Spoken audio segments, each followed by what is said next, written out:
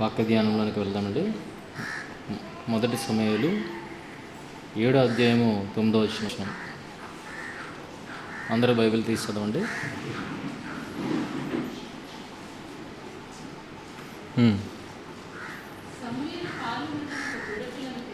సమూయేలు పాలు విడువని ఒక గొర్రె పిల్లను తెచ్చి యెహోవాకు సర్వాంగ బలిగా అర్పించి ఇజ్రాయేల్ పక్షమున యెహోవాను ప్రార్థన చేయగా యెహోవా అతని ప్రార్థన అంగీకరించెను. ఈ వచనాన్ని ఈరోజు మనం ధ్యానించిపోతున్నాం. ఏంటి సర్వాంగ బలి? దేవుడు దానిని ఇష్టపడుతున్నాడా అన్న విషయాన్ని మనం ఆలోచించడానికి ఈరోజు ప్రయత్నం చేస్తున్నాం. ప్రియమైన వల్ల పాలు విడువని ఒక గొర్రె పిల్లను తెచ్చి యెహోవాకు సర్వాంగ బలిగా అర్పించి ఇజ్రాయేల్ పక్షమున యెహోవాను ప్రార్థన చేయగా యెహోవా అతని ప్రార్థన అంగీకరించెను. బలి ఇచ్చిన తర్వాత దేవుడు ఇజ్రాయేల్ పక్షముగా సమూయేలు చేసిన ప్రార్థనను యెహోవా దేవుడు అంగీకరించును అన్న విషయాన్ని మనకు తెలియపరుస్తున్నారు. కనుక యెహోవా ఏం కోరుకుంటున్నాడు అంటే సర్వాంగ బలి. దేని కోరుకుంటున్నాడు? సర్వాంగ బలి కోరుకున్నాడు. నీ ప్రార్థన ప్రభువు అంగీకరించేటట్లుగా, నీ ప్రార్థన వినేటట్లుగా, అది అంగీకారం అయ్యేటట్లుగా దేవుడు ఏం కోరుకుంటున్నాడు అన్న విషయాన్ని చూడగలిగితే సర్వాంగ బలి అర్పణ అనేది కోరుకుంటున్నాడు. ఈరోజు ఈ వాక్య ధ్యానంలోనికి మనం వెళ్ళే ముందు ప్రార్థన చేసుకుని వెళ్దాం. ప్రియమైన వాళ్ళు మిక్కులుగా ప్రేమించు మా కన్న తండ్రి దేవా, మీ వాక్యాలను ధ్యానిస్తూ ఉంటుండగా దేవా మీ సన్నిధిని మాతో ఉంచండి తండ్రి. దేవా మీరు మాతో ఉండగలిగితేనే తండ్రి దేవ ప్రతిదీ మేము మాట్లాడగలుగుతాం తండ్రి. దేవా సామర్థ్యాన్ని ఇచ్చేది మీరే తండ్రి. కనుక మీ సామర్థ్యాన్ని అడుగుతున్నాం తండ్రి. మేమంత సమర్థులము కాదు తండ్రి, మట్టివారము ఒట్టివారము. దేవా ఆ సామర్థ్యాన్ని కలిగించేది మీరే. కనుక మీ పిల్లలైన వారిని బలపరచడానికి దేవా అవసరమైన దేవా వాక్యపులోని లోతులను మాకు దయచేయమని, మమ్మల్ని సాధనముగా వాడుకొని మీరే మహిమ పొందమని దేవా లేఖనాలు లోపలికి వెళ్చుంటుండగా తండ్రి పరిశుద్ధాత్మ నడిపింపును మాకు అనుగ్రహించమని మిమ్మల్ని కోరి ప్రార్థిస్తూ, మరి ఎంతమంది అయితే తండ్రి ఈ ఆదివారపు ఆరాధనలో తండ్రి మీ వాక్య పరిచర్య చేయబోతున్నారు వారందరికీ తోడుగా ఉండండి, ఆయుష్ ఆరోగ్యాలు ఇవ్వండి, మీ సన్నిధిని పరిశుద్ధాత్మ నడిపింపును అనుగ్రహించమని మిమ్మల్ని కోరి ప్రార్థిస్తూ, అలాగే విశ్వాసులైన వారు కూడా గ్రహించే మనస్సును దయచేయమని దేవా ప్రతి మాట మీ మాటగా మీ పిల్లల హృదయాలను తాకేదిగా ఉన్నట్లుగా దేవ మమ్మల్ని నడిపించమని మిమ్మల్ని ప్రార్థిస్తూ యేసుక్రీస్తు వారి అతి శ్రేష్టమైన ఉన్నతమైన నామములు ఈ ప్రార్థన మనవులు అడిగి వేడుకుంటున్నాం మా తండ్రి, ఆమేన్. ఈ వచనాన్ని బట్టి మనకి ఏమర్థమవుతుందంటే దేవుడు సర్వాంగ బలిని కోరుకుంటున్నాడు అన్న విషయము అర్థమవుతుంది. మన ప్రార్థన అంగీకృతం కావాలి, దేవునికి మన ప్రార్థన అంగీకృతం కావాలి అంటే దానికన్నా ముందు ఏం చేయాలన్న విషయాన్ని చెప్తున్నాడంటే సర్వాంగ బలిని అర్పణగా ఆయనకు ఇవ్వాలి. ఏంటి సర్వాంగ బలి? సర్వాంగాన్ని బలిగా అర్పించడం ఏంటి అని అంటే ఇక్కడ సమూయేలు గారు ఏది ఇచ్చారు? పాలు విడువని ఒక గొర్రె పిల్లను ఏం చేశారు? ఖండాలుగా అవయవాల ప్రకారము దానిని ఖండించి మొదటగా దాన్ని చంపారు. చంపిన తర్వాత దాన్ని ఖండించారు, అవయవాలుగా ఖండించిన తర్వాత దాన్ని దహన బలిగా దేవునికి అర్పించారు. అలా అర్పింపబడిన తర్వాత దేవుడు వారి ప్రార్థనను, ఇజ్రాయేల్ పక్షముగా సమూయేలు గారు చేసిన ప్రార్థనను దేవుడు అంగీకరించాడు.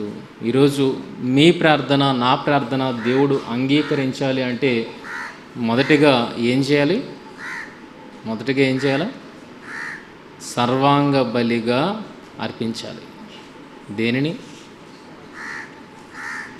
కనుక ఆ విషయంలోనికి వెళ్ళే ముందు దేవుడు మన ప్రార్థనను అంగీకరించే స్థితి మనం ఎప్పుడు లభిస్తుందన్న విషయంలోనికి వెళ్ళే ముందు అసలు దేవుడు సర్వాంగ బలి అనే దాన్ని కోరడం వెనక ఉద్దేశం ఏంటి అన్నది మనం ఆలోచించగలగాలి. సమూయేలు గారు ఆ సర్వాంగ బలిని అర్పించారు. అయితే సర్వాంగ బలిని అర్పించమని ఎక్కడ చెప్పబడిందన్న విషయాన్ని మనం చూడగలిగితే, ఎక్కడ అర్పింపబడిందని మనం చూడగలిగితే, ఎలా అర్పించాలన్న విషయాన్ని దేవుడు మాట్లాడుతున్నాడు అన్న విషయాన్ని చూడగలిగితే, నిర్గమకాండము 29వ అధ్యాయము 16వ వచనము. నిర్గమకాండము 29వ అధ్యాయము 16వ వచనము. ఇదిగో బలులు చాలా రకాలైన బలులు ఉన్నాయి. ఆ బలులలో అర్పించే విధానం కోసం మాట్లాడుతూ, నీవు ఆ పొట్టేలును వధించి దాని రక్తము తీసి బలిపీఠము చుట్టూ దానిని ప్రోక్షింపవలను. బలిపీఠం అంటే ఏం కాదండి, దహించే పీఠం అన్నమాట. అక్కడ నిత్యము మంట వెలుగుతూ ఉంటుంది. ఆ మంట మీద ఏదైతే మీరు అర్పణగా ఇస్తున్నారో అది దహింపబడుతుంది. తద్వారా ఆ దహింపబడిన తర్వాత ఆ సువాసన ఏదైతే ఉంటుందో అది ప్రభువు ఆగ్రహిస్తున్నట్లుగా మనకు కనబడుతుంది. మీరు చూడగలిగితే మీకు అర్థమవుతుంది. బలిపీఠం చుట్టూ దాన్ని ప్రోక్షింపవలను. అంతట నీవు ఆ పొట్టేలును దాని అవయవములను దేనికి అది విడదీసి దాని ఆంత్రములను దాని కాళ్లను కడిగి దాని అవయవములతోనూ తలతోనూ చేర్చి బలిపీఠం మీద ఆ పొట్టేలంతయు దహింపవలను. అది యెహోవాకు దహన బలి, యెహోవాకు ఇంపైన సువాసన గల హోమము. ఏమంటున్నాడండి? ఒక బలిని అర్పించే ముందు, ఈరోజు ప్రపంచవ్యాప్తంగా ఈ బలి అర్పించడం అనేది అందరికీ తెలుసు. ఎవరు నమ్ముకున్న వారి నమ్మకాలలో వారు నమ్ముకున్న ఆ దేవునికి బలి ఇవ్వడం అనేది మనం చూడగలుగుతున్నాం. ప్రతి పండగకి మీరు చూడగలిగితే గొర్రెపోతుని కానీ, కోడిని కానీ, మేకపోతుని కానీ బలి ఇవ్వడం అనేది చూస్తాం. ఇంతకీ ఎందుకు ఆ బలి, దేని కొరకు ఇవ్వబడుతుంది? దేవుడు నిజంగా ఆ బలిని కోరుకున్నాడా? ఏ బలిని? ఒక మేక బలి, ఒక గొర్రె బలి, ఒక కోడి బలిని దేవుడు కోరుకున్నాడా? కోరుకుంటే అది ఏ విషయంలో కోరుకున్నాడు అన్నది ఈరోజు మనం తెలుసుకోవాలి ప్రియమైన వాళ్ళారా. సర్వాంగ బలిని అయితే దేవుడు అక్కడ కోరుతున్నాడు. అయితే ఆ సర్వాంగ బలిగా మనం అర్పించిన మీదటనే దేవుడు మన ప్రార్థన అనేది ఆలకిస్తున్నాడు. అర్థమవుతుందా? ఒక వ్యక్తి మన మాట వినాలి అని అంటే, ఒక వ్యక్తి మన మాట వినాలంటే మొదట ఆ వ్యక్తికి నచ్చినట్లుగా మనము నడుచుకోవాలి. అంతేనా? తల్లిదండ్రులు పిల్లలు చాలా మారం చేస్తారు, ఇది కొను అది కొను ఇది కొను అది కొని. కానీ ఎప్పుడు కొంటాం? వాళ్ళు అడుగుతున్నారు మనల్ని. వాళ్ళ మాట విని వాళ్లకు మనం చేసేటట్లుగా ఉన్నామంటే మొదట వాళ్ళు ఎలా ఉండాలి? మన మాటను వినేటట్లుగా ఉండాలి. అలాగే దేవుడు కూడా మనం ప్రార్థన చేస్తున్నాం. ఆ ప్రార్థన దేవునికి అంగీకృతం అవ్వాలి అంటే మొదట మనం ఏం చేయాలన్న విషయాన్ని మనకు తెలుపుతున్నాడంటే సర్వాంగ బలి అర్పణ జరగాలి. ఈరోజు మనం ఏమైనా చేస్తున్నావా? చూద్దాం ఏ సర్వాంగ బలి అనేది దేవుడు కోరుకుంటున్నాడో అది చేసిన తర్వాతే మన ప్రార్థన దేవుడు ఆలకిస్తాడు, సమాధానాన్ని ఇస్తాడన్న విషయం అర్థమవుతుంది. అయితే దాన్ని పాత నిబంధన కాలంలో దీన్ని ఎందుకు అలవాటు చేశాడు దేవుడు? ఒక పశు బలిని దేవుడు ఎందుకు అలవాటు చేశాడు అన్న విషయాన్ని మనం ధ్యానించడానికి వెళ్తున్నాం ముందుకి. అయితే దాన్ని ఎలా తీయాలని చెప్తున్నాడు, ఎలాగ కట్ చేయాలని చెప్తున్నాడు. మొదట ఆ గొర్రెపోతుని చంపాలి, తలను వేరు చేయాలి. ఏదైతే రక్తమో అది ఒలికిస్తుందో ఆ రక్తాన్ని అంతటిని ఎక్కడ ఒలికించాలని చెప్తున్నాడు? బలిపీఠము చుట్టూ, ఎక్కడైతే దాన్ని దహించబోతున్నామో దాని చుట్టూ రక్తాన్ని ఒలికించమంటున్నాడు. అలా రక్తాన్ని ఒలికించిన తర్వాత దానిని భాగాలుగా ఖండించమంటున్నాడు. అవయవాలకు చెప్పున ఖండన జరగాలి అంటున్నాడు. అదేనా ఇక్కడ చూడండి, అదేనా అంటున్నాడు. 17వ వచనం, అంతటా నీవు ఆ పొట్టేలును దాని అవయవములను దేనికది విడదీసి దాని ఆంత్రములను దాని కాళ్లను కడిగి దాని అవయవములతోనూ తలతోనూ చేర్చి బలిపీఠం మీద ఆ పొట్టేలంతయు దహింపవలను. అది యెహోవాకు దహన బలి, యెహోవాకు ఇంపైన సువాసన గల హోమము. యెహోవాకు ఇంపైన సువాసన గల హోమము. ఈరోజు హోమాలు చాలామంది చేస్తున్నారు. ఈరోజు జంతువును బలిస్తున్నారు. అవన్నీ నిజంగా యెహోవాకు ఇంపైన బలులేనా, ఇంపైన హోమాలేనా? ఈ రోజున ఆలోచించారా? చిన్నప్పటి నుండి అదే తోవలో ఉండి వస్తున్న వాళ్ళముగా బలి ఇవ్వడం, సంవత్సరానికి అంటూ బలి ఇవ్వడం అనేది మనం చూస్తున్నాం. కానీ ఎందుకు ఇస్తున్నామన్న విషయం మనకు గ్రహింపులోనికి వచ్చిందా? ఎందుకు ఇస్తున్నామన్న గ్రహింపులోనికి వచ్చిందా? ఆలోచించండి. కనుక దేవుడు ఇవన్నింటినీ మనకు అలవాటు చేస్తున్నాడు. అలవాటు చేస్తూ ఒక పశువుని ఏం చేయమంటున్నాడంటే ఖండాలుగా చేసి ప్రతి అవయవాన్ని వేరుపరిచి ఆ అవయవాలన్నింటినీ నా కొరకు బలిపీఠం మీద దహించండి అన్నమాట మాట్లాడుతున్నాడు. ఓకేనా? ఇంకా లేవీకాండము 3వ అధ్యాయం 6వ వచనాన్ని చూడగలిగితే కొవ్వును గురించిన మాట మాట్లాడతాడు. కొవ్వు చూడండి, కొవ్వు మనం సపరేట్ చేసేస్తాం కదా. మాంసం తీసుకున్నప్పుడు కొవ్వుతో పాటు మాంసం తీయం, కొవ్వును వేరేగా సపరేట్ చేసేస్తాడు. కొవ్వుని తినేవాళ్ళు వేరేగా ఉంటారు. ఇక్కడ చూడండి, కొవ్వు విషయంలో ఏమంటున్నాడు? యెహోవాకు సమాధాన బలిగా ఒకడు అర్పించినది గొర్రె మేకలలోని దైన ఎడల అది మగదే కానీ ఆడదే కానీ నిర్దోషమైన దాన్ని తీసుకుని రావాలను. అతడు అర్పించే అర్పణ గొర్రె పిల్ల అయిన ఎడల యెహోవా సన్నిధికి దాన్ని తీసుకుని రావాలను. తాను అర్పించు దాని తల మీద అతడు తన చెయ్యి ఉంచి ప్రత్యక్షపు గుడారము నెదుట దానిని వధింపవలను. చూడండి, అహరోను కుమారులు బలిపీఠము చుట్టూ దాని రక్తమును ప్రోక్షింపవలను. ఆ సమాధాన బలి పశువు యొక్క క్రొవ్వును ముడ్డి పూస మొదలుకొని క్రొవ్విన తన తోక అంతటిని, ఆంత్రములలోని కొవ్వును, ఆంత్రముల మీద కొవ్వు అంతటిని, 2 మూత్ర గ్రంథులందును వాటి మీద డొక్కల పైనున్న కొవ్వును, మూత్ర గ్రంథుల మీద కాలేజం యొక్క వపను తీసి యెహోవాకు హోమము చేయవలను. యాజకుడు బలిపీఠం మీద దానిని దహించవలను. ఇది యెహోవాకు హోమరూపమైన ఆహారము. ఎంత స్పెసిఫిక్గా దేవుడు మాట్లాడుతున్నాడు అన్న విషయాన్ని చూడండి. ఏం మాట్లాడుతున్నాడు? ఎక్కడెక్కడ కొవ్వు ఉంటుందో ఆ కొవ్వును అంతటి గురించి మాట్లాడుతున్నాడు. ఇది ప్రత్యేకమైన బలి. మొదటిది ఆ దహన బలి అన్నప్పుడు ప్రతి అవయవాన్ని ఖండాలుగా చేసి ప్రతి అవయవాన్ని తీసుకుని వెళ్ళి దహించమన్నాడు. ఇది కూడా ఒక రకమైన బలి. ఈ రకమైన బలిలో మాంసాన్ని కాదు, దేనిని దహించాలి? కొవ్వును దహించేవారుగా ఉండాలి. కొవ్వును దహించాలి అని ఎక్కడెక్కడ కొవ్వు ఉంటుందో ఆ కొవ్వు అంతటిని తీసి సెపరేట్ చేసి, మాంసాన్ని నుండి కొవ్వును సెపరేట్ చేసి ఆ కొవ్వును మాత్రమే దహించమంటున్నాడు. ప్రియమైన వాళ్ళారా, ఇదేంటట? అది యెహోవాకు హోమరూపమైన ఆహారము. వినండమ్మా, మీకోసమే నేను మాట్లాడుతున్నాను.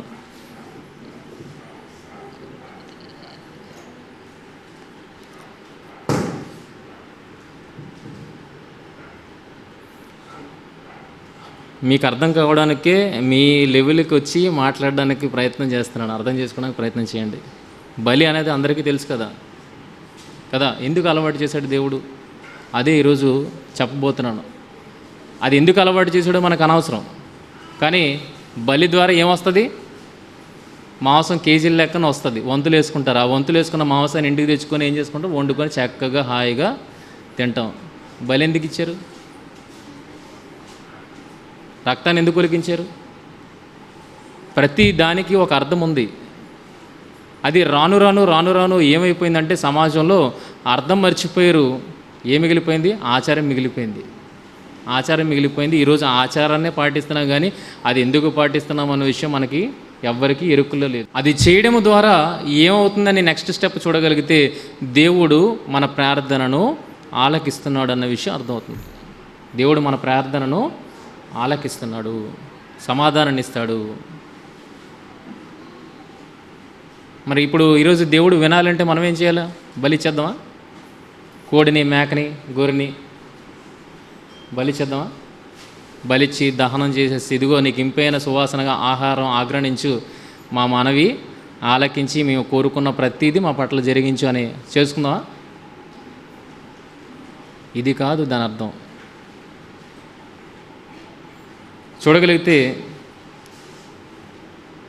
ఆ పశువులు కానీ మిగిలిన జంతువులు కానీ దేవుడు తాను ఈ సృష్టిని చేసినప్పుడు ఆ సృష్టిలో భాగంగా వేటిని చేశాడని చూడగలిగితే జంతువులను, చెట్లను, జలచరములను ఆయన సృజించినట్లుగా మనకి కనబడుతుంది. కానీ ప్రారంభంలో దేవుడు వాటిని మనుషులకు ఆహారముగా మాత్రము ఇవ్వలేదు. ఆ జంతువులను దేవుడు చేశాడు, కానీ ఆ జంతువులను దేవుడు మొదటగా మనుషులకు ఆహారముగా ఇవ్వలేదు. కానీ ఎప్పుడు ఆహారముగా ఇచ్చాడంటే కొంతకాలం అయిన తర్వాత దేవుడు ఇగో చెట్లను మీకు ఎలాగిచ్చానో ఆహారముగా ఉండడానికి, ఇగో జంతువులను కూడా మీకు ఆహారముగా ఇస్తున్నాను అన్న విషయాన్ని చెప్పాడు. అది ఆదికాండము 9వ అధ్యాయము 1వ వచనం నుండి మీరు చూడగలిగితే 3వ వచనంలో మనకు అది కనబడుతుంది. 3వ వచనంలో అది కనబడుతుంది. ప్రాణము గల సమస్త చరములు మీకు ఆహారమగును, పచ్చని కూర మొక్కలనిచ్చినట్లు వాటిని మీకు ఇచ్చి ఉన్నాను. పచ్చని కూర మొక్కలు ఇచ్చినట్లు వాటిని మీకు ఇచ్చి ఉన్నాను. ఇప్పుడు ఎవరికి ఆహారంగా ఇచ్చాడు దేవుడు? ఎవరికి ఆహారంగా ఇచ్చాడు?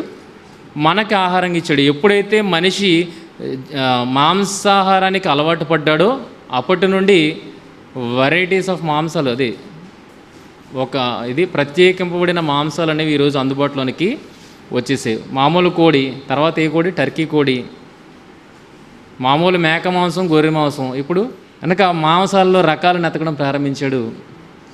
అయితే దేవుడు కూడా చేసింది మానవాళి ఆహారం కొరకు అన్నట్లుగా మనకు అర్థమవుతుంది. ఇప్పుడు మార్కెట్లోకి వెళ్ళాం అనుకోండి, వాడు ఆ జంతువుని ఎలా కట్ చేస్తాడు?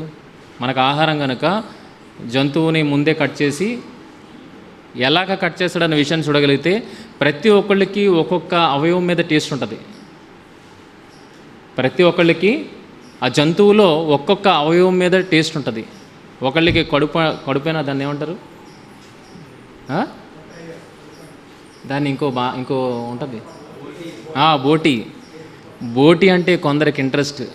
ఈ మధ్యన 2 సార్లు మాంసం కొట్టుకు వెళ్ళాను, మటన్ షాప్కి వెళ్తే కిల్లి అంట. ఆ కిల్లి కూడా ప్రత్యేకంగా కట్ చేసి పక్కన పెడతాడు. ఇంకొకళ్ళకి ఈ ఊపిరితిత్తులు, ఈ లంగ్స్ ఉంటాయి కదా, ఆ లంగ్స్ అనేవి ప్రత్యేకంగా పెడతాడు. కొంతమందికి మూత్రపిండాలు, ఏదైతే మనం కిడ్నీలు ఆ కిడ్నీలని సపరేట్గా చేస్తాడు. లివర్ అనేది సపరేట్గా చేస్తాడు. గుండెకాయ అనేది సపరేట్గా చేస్తాడు. కొవ్వు అనేది సపరేట్గా చేస్తాడు. తలకాయ అనేది సపరేట్గా చేస్తాడు. కాళ్ళు వేరేగా చేస్తాడు. ఈ మధ్యన చూశాను, కాళ్ళను తినేవాళ్ళు, ఇష్టపూర్వకంగా తినేవాళ్ళు కూడా చాలామంది ఉన్నారు. కాళ్ళు, ఏ కాళ్ళు? పంది కాళ్ళు, గుర్రం కాళ్ళు, కోడి కాళ్ళు నేను తినడం చూశానండి. ఈ మధ్యన చూడగలిగితే గుర్రము కానీ పంది కాళ్ళు కానీ ఇవన్నీ తినడం అనేది నేను చూశాను. కనుక ఏ ఒక్క అవయవము వేస్ట్ కాదు. ప్రతి ఒక్క అవయవము ఎవరో ఒకరికి ఇంట్రెస్ట్ కనుక మాంసం కుట్టుడు ఏం చేశారంటే ప్రతి అవయవాన్ని సెపరేట్ చేసి, ఆ కిళ్ళి ఎక్కడ ఉంటుంది? ఎక్కడో మారుమూల లోపల ఎక్కడో ఉంటుంది, ఇంత నాలుకలాగా ఉంటుంది. నాలుకను తినేవాళ్ళు కూడా ఉన్నారు. నాలుకను సపరేట్గా తినేవాళ్ళు కూడా ఉన్నారు. ఆ కిళ్ళి తింటే బ్లడ్ పడుతుందంట. అది ఇంతలాగా ఉంటుంది ఎర్రగా. మరి అది ఏంటో, అది ఏ అవయవమో నాకు తెలియదు, వీళ్ళు పేరు పెట్టింది కిళ్ళి. అది 100 రూపాయలంట. పెద్దది చిన్నది 50 రూపాయలది, 100 రూపాయలది. ఈ మధ్యనే చూశాను అది. కనుక ప్రతి అవయవము యూజ్ఫుల్లే. ఈ మార్కెట్లో ఇది గమనించిన వ్యాపారి ఏం చేస్తాడంటే సెపరేట్గా అవయవాలన్నింటినీ సెపరేట్గా చేసి మనుషులను దృష్టిని ఆకర్షించి ప్రతి అవయవాన్ని అమ్ముకుంటున్నట్టుగా మనకు కనబడుతుంది. అదే దేవుడు దేనికోసం సృష్టించాడు? మనం తినడం కోసం సృష్టించాడు అన్నప్పుడు ఆ రకముగా కటింగ్ చేసి ఇంకో మనకు నచ్చినది మనకు తినడం అనేది నో ప్రాబ్లం. కానీ మనకిచ్చిన దానిని దేవుడు ఎలా కోరుకుంటున్నాడు అన్న విషయాన్ని చూడగలిగితే, దేవుడు ఎలా కోరుకుంటున్నాడంటే అక్కడ ఎలా ఉన్నది? ఇదిగో పొట్టేలును మీరు బలిచ్చారనుకోండి, దానిలో ఉన్న ప్రతి అవయవాన్ని వేరుపరచండి. ఆ ప్రతి అవయవాన్ని వేరుపరిచి దానిని దహన బలిపీఠం మీద వేయండి. అది నాకు హోమరూపకమైన ఆహారము. కొవ్వును అలాగే వేయండి, కొవ్వును కూడా సపరేట్ చేయండి. ప్రతి అవయవానికి పట్టిన కొవ్వు ఉంటుంది. ఆ కొవ్వును కూడా సపరేట్ చేయండి. ఆ సపరేట్ చేయబడిన కొవ్వు నాకు అర్పించాలి అని ఇక్కడ చెబుతున్నాడు. ప్రేమన్న వాళ్ళారా, ఈ మాటను చదువుతున్నప్పుడు అనుకోవచ్చు, ఏంటి మనకన్నా దేవుడికే స్పెషల్ ఇంట్రెస్ట్లో ఉంది, అంతేనా? స్పెషల్ ఇంట్రెస్ట్లో ఉంది. ఇగో మనం కోరుకో కోరుకొనివి దేవుడు ఇక్కడ కోరుకుంటున్నట్టుగా మనకు కనబడుతుంది. చూడండి ఎలా విడగొట్టాలో అన్నది కూడా చెప్తున్నాడు అక్కడ. ప్రతి అవయవాన్ని ఎలా విభజించాలని చెబుతున్నాడు, ప్రతి అవయవం మీద ఉన్న కొవ్వును ఎలా తీయాలో చెప్తున్నాడు, ఎక్కడెక్కడ కొవ్వు ఉంటుందన్న విషయాన్ని కూడా చెబుతున్నాడు. ప్రియమైన వాళ్ళారా, అంటే మనకన్నా ఇంట్రెస్ట్ ఎవరికి ఉన్నట్టుగా బాగా కనబడుతుంది?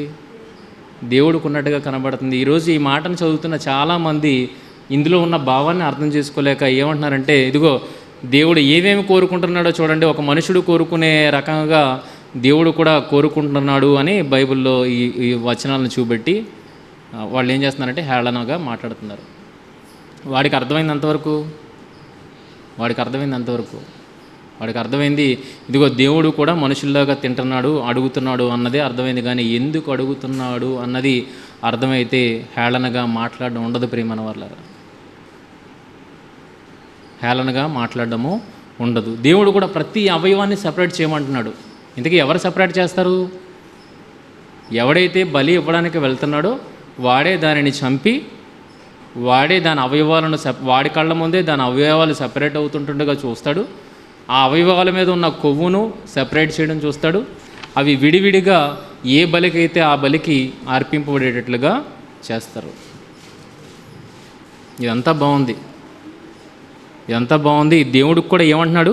ఇది మనుషులు అనడం కాదు, దేవుడు ఏమంటున్నాడు? ఇలాగా ప్రతి ఒక్కటి చంపబడి అవయవాలుగా వేరు చేయబడిన ప్రతిదీ నాకు ఇష్టము అన్న మాట దేవుడు మాట్లాడుతున్నాడు. మనుషులు మాట్లాడడం మనం విన్నాం కదా, ఇది నాకు ఇష్టం, అది నాకు ఇష్టం, నాకు లివర్ అంటే చాలా ఇష్టం ఏంటి, నాకు వెన్నుముక భాగం అంటే చాలా ఇష్టం, నాకు తలకాయ అంటే చాలా ఇష్టం. ఇది మనుషుల దగ్గర విన్నామే. కానీ ఇక్కడ దేవుడు కూడా ఏమనంటున్నాడంటే, దేవుడు కూడా ఏమంటున్నాడు ఇక్కడ, అది యెహోవాకు హోమరూపమైన ఆహారము. ఇంకో దగ్గర ఏమంటున్నాడంటే యెహోవాకు ఇంపైన సువాసన గల హోమము. ఇంపైన సువాసన గల హోమము. దేవుడు దాన్ని ఆగ్రహిస్తున్నాడు. ప్రియమైన వాళ్ళరా, అంటే దేవుడు కూడా మాంసప్రియుడు అయిపోయాడా? మనుషులే కాదు, దేవుడు కూడా మాంసప్రియుడు అయిపోయాడా? మనుషుల కంటూ ఇచ్చి ఇప్పుడు దేవుడు దేన్ని ఆశిస్తున్నాడు? మనుషులకంటూ ఆహారంగా ఇచ్చిన దేవుడే మరలా దేవుడు దేనిని ఆగ్రహించడానికి ఇష్టపడుతున్నాడు? అదే మాంసాన్ని ఆగ్రహించడానికి, దహింపబడుతున్న మాంసాన్ని ఆగ్రహించడానికి ఇష్టపడుతున్నాడు. ఆలోచించండి, దేవుడు ఎందుకు కోరుకుంటున్నాడు? మనుషులకి ఇచ్చిన దాన్ని దేవుడు ఎందుకు కోరుకుంటాడు? మనుషులకి ఇచ్చిన దాన్ని దేవుడు ఎందుకు కోరుకుంటాడు? దేవుడు కూడా మాంసప్రియుడు అయిపోయాడా? కాదు. ఈ అంత ప్రాసెస్ ద్వారా, ఈ అంత పద్ధతి ద్వారా దేవుడు మనకు ఒకటి నేర్పించాలని అనుకుంటున్నాడు. ఒకవేళ బయట సమాజం అంటున్నట్లుగా, లేకపోతే మనం అర్థం చేసుకుంటున్నట్లుగా దేవుడు మాంసప్రియుడు అయ్యాడు అనుకోండి, ప్రతిసారి ఆయన ఏమి ఇష్టపడాలి? ఏది వద్దనకుండా ఇష్టపడాలి? మాంసాన్ని వద్దనకుండా ఇష్టపడాలి. ఎవరు? మా మధ్య మనీ ఉన్నాడు. కొంతమంది ఉంటారు, మనీ అనే ఎగ్జాంపుల్ కాదు, కొంతమంది ఉంటారు, ఏది లేకపోతే ముద్ద దిగదు, మాంసం లేకపోతే ముద్ద దిగదు, ప్రతి పూట వాడికి ఏదో ఒక ఉండాలి, ముక్క అనేది ఉండాలి, అప్పుడే కానీ అన్నం తినలేడు. ఇప్పుడు ఆ రకంగానే దేవుడు కూడా మాంసప్రియుడు అని అనుకుంటే గనక, అలా మాంసప్రియుడు అయితే గనక ప్రతిసారి అర్పింపబడుతున్నప్పుడు ప్రతిసారి ఇష్టపడాలా వద్దా? దేవుడు ఇప్పుడు ఏమన్నాడు? ఇది యెహోవాకు హోమరూపమైన ఆహారము, యెహోవాకు ఇంపైన సువాసన గల హోమము అన్న మాటలు మాట్లాడుతూ ఇది చాలా దేవునికి ఇష్టమైనది, ప్రియమైనది అన్నట్లుగా ఇక్కడ వాక్యం చెబుతున్నప్పుడు, దేవుడు మాంసప్రియుడు అయితే గనక అది లేకుండా ఉండలేడు అనుకుంటే గనక అనునిత్యం అర్పింపబడుతున్న బలుల ద్వారా దేవుడు ఆ చక్కటి సువాసనను కానీ ఆ హోమాన్ని కానీ ఆగ్రహించేవాడుగా ఉంటాడు. కానీ నిత్యము ఆగ్రహించేవాడైతే, నిత్యము మాంసప్రియుడైతే గనక ఎప్పుడూ కాదనకూడదు. కానీ దేవుడు కాదన్న సందర్భాలు కూడా ఉన్నాయి. చూడగలిగితే మీరు యెషయా గ్రంథము 1వ అధ్యాయం 11వ వచనం, యెషయా గ్రంథము 1వ అధ్యాయము 11వ వచనం, యెహోవా సెలవిచ్చిన మాట ఇదే, విస్తారమైన బలులు మీ బలులు నాకేలా. అంటే దేవుడు మాంసప్రియుడు, మాంసం లేకపోతే ఆయనకి జీవితం నడవదు అన్నట్లుగా మనం అనుకుంటే గనక, అన్యులు ఈరోజు ఆలోచిస్తూ హేళన చేస్తున్న మాట నిజమే అనుకుంటే గనక, దేవుడు ఎల్లవేళలా అర్పింపబడుతున్న బలులను బట్టి ఏం చేయాలి? ఆనందించాలి, వద్దనకూడదు. నాన్ వెజ్ ప్రియుడికి నాన్ వెజ్ పెడితే వద్దంటాడా?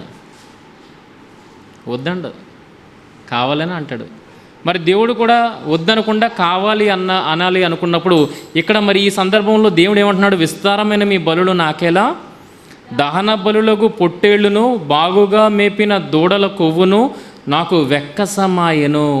కోడెల రక్తమందైనను, గొర్రెపిల్లల రక్తమందైనను, మేకపోతుల రక్తమందైనను నాకు ఇష్టము లేదు. అదేంటి? ఇప్పుడే మాంసప్రియుడు అని చెప్పుకున్నాం. ఇగో ఒక మనుషులు ఎలాగైతే ప్రతి అవయవాన్ని తమకు ఇష్టం అన్నట్లుగా దాన్ని కోరి తెచ్చుకొని వండుకొని తింటున్నారో, ఆహా అని సంతృప్తి చెందుతున్నారో, దేవుడు కూడా అలాగే ప్రతి ఒక్క అవయవాన్ని ఖండించి, ఒక జంతువు ఒక అవయవాన్ని ఖండించి ప్రతి అవయవాన్ని ఎలాగేమన్నాడు? ప్రతి అవయవాన్ని, ఏ అవయవాన్ని విడివకుండా ప్రతిదీ నాకు దహన బలిగా అర్పించండి అన్న ఈ మాటలో దేవుడు మాంసప్రియుడిగా కనబడితే గనక ఆయన ఎప్పుడూ కోరుకోవాలి. కానీ ఈ సందర్భంలో ఏమంటున్నాడు? మీ బలులు నాకు వద్దు. ఏమైంది? ఇక్కడ వద్దని అంటున్నాడు. ఏమైంది? ఆలోచించండి. అంటే దేనికో సంబంధం ఉంది అన్న విషయాన్ని అర్థమవుతుంది. ఈరోజు మనం మాంసప్రియులమే, కానీ తినకపోవడానికి వెనక రీజన్స్ ఉంటాయి. మనసు బాగోలేదు అన్నది ఒక రీజన్ ఉంటుంది, సరిగా వండలేదు అన్నది ఒక రీజన్ ఉంటుంది. అవునా? ఏదో ఒక రీజన్ ఉంటుంది. మనసు బాగోలేదు కనుక నేను తినట్లేదు, లేకపోతే నేను ఆగ్రహించేవాడిని, కానీ నేను తినట్లేదు.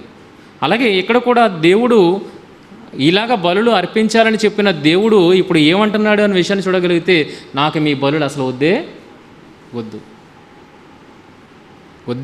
ఏమైంది దేవునికి?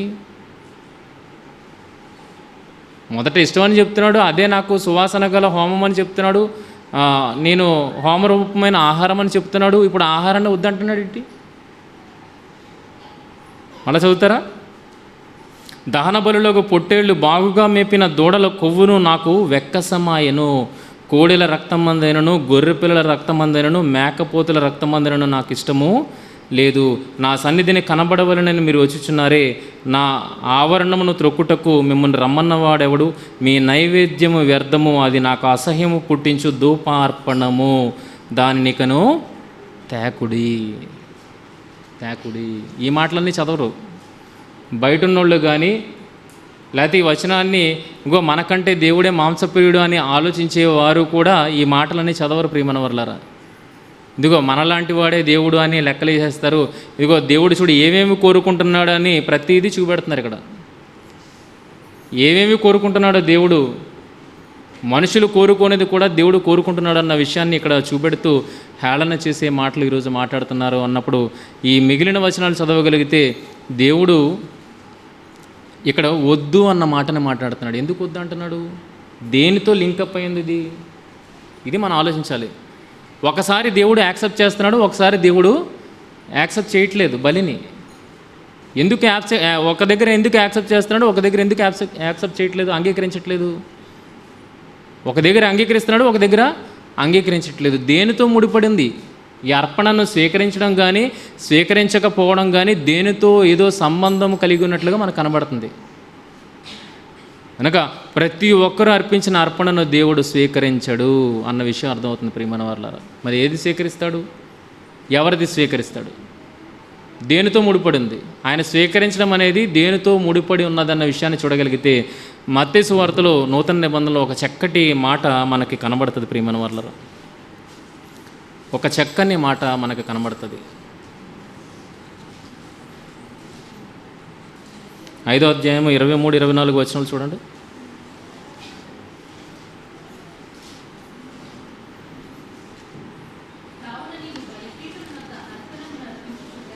కావున బలిపీఠమునొద్ద నీవు అర్పణమును అర్పించుచుండుగా నీ మీద నీ సహోదరునికి విరోధమేమైనను కలదని అక్కడ నీకు జ్ఞాపకం వచ్చిన ఎడల అక్కడ బలిపీఠం ఎదుటనే నీ అర్పణను విడిచిపెట్టి మొదట వెళ్ళి నీ సహోదరునితో సమాధాన పడుము, అటు తర్వాత వచ్చి నీ అర్పణమును అర్పించుము. అంటే మంచి ఆకలి మీద ఉన్నాడు అనుకోండి, అమ్మకి అప్పుడే పని వచ్చింది, అరే పని చూసుకుని వచ్చి వడ్డిస్తానంటే ఏమంటాడు?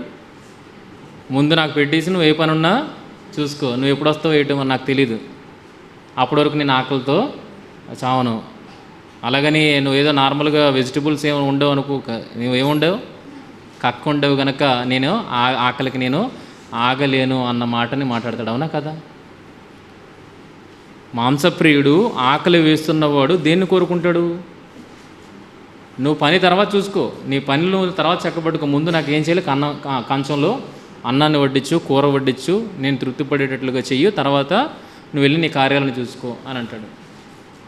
దేవుడు నిజంగా మాంసప్రియుడు అయితే గనక, మనుషుల కంటే ఎక్కువగా మాంసాన్ని కోరుకునేవాడు, ఇగో ఈ రకంగా వెరైటీలుగా దేవుడు కోరుకునేవాడు అయితే గనక, ఇక్కడ ఏమని అంటున్నాడో చూడండి. ఒకడు బలి అర్పించడానికి వచ్చాడు, ఒక పశువును తీసుకొని దేవునికి అర్పణగా అర్పించడానికి ఆయన బలిపీఠం దగ్గరికి తీసుకుని వచ్చాడు.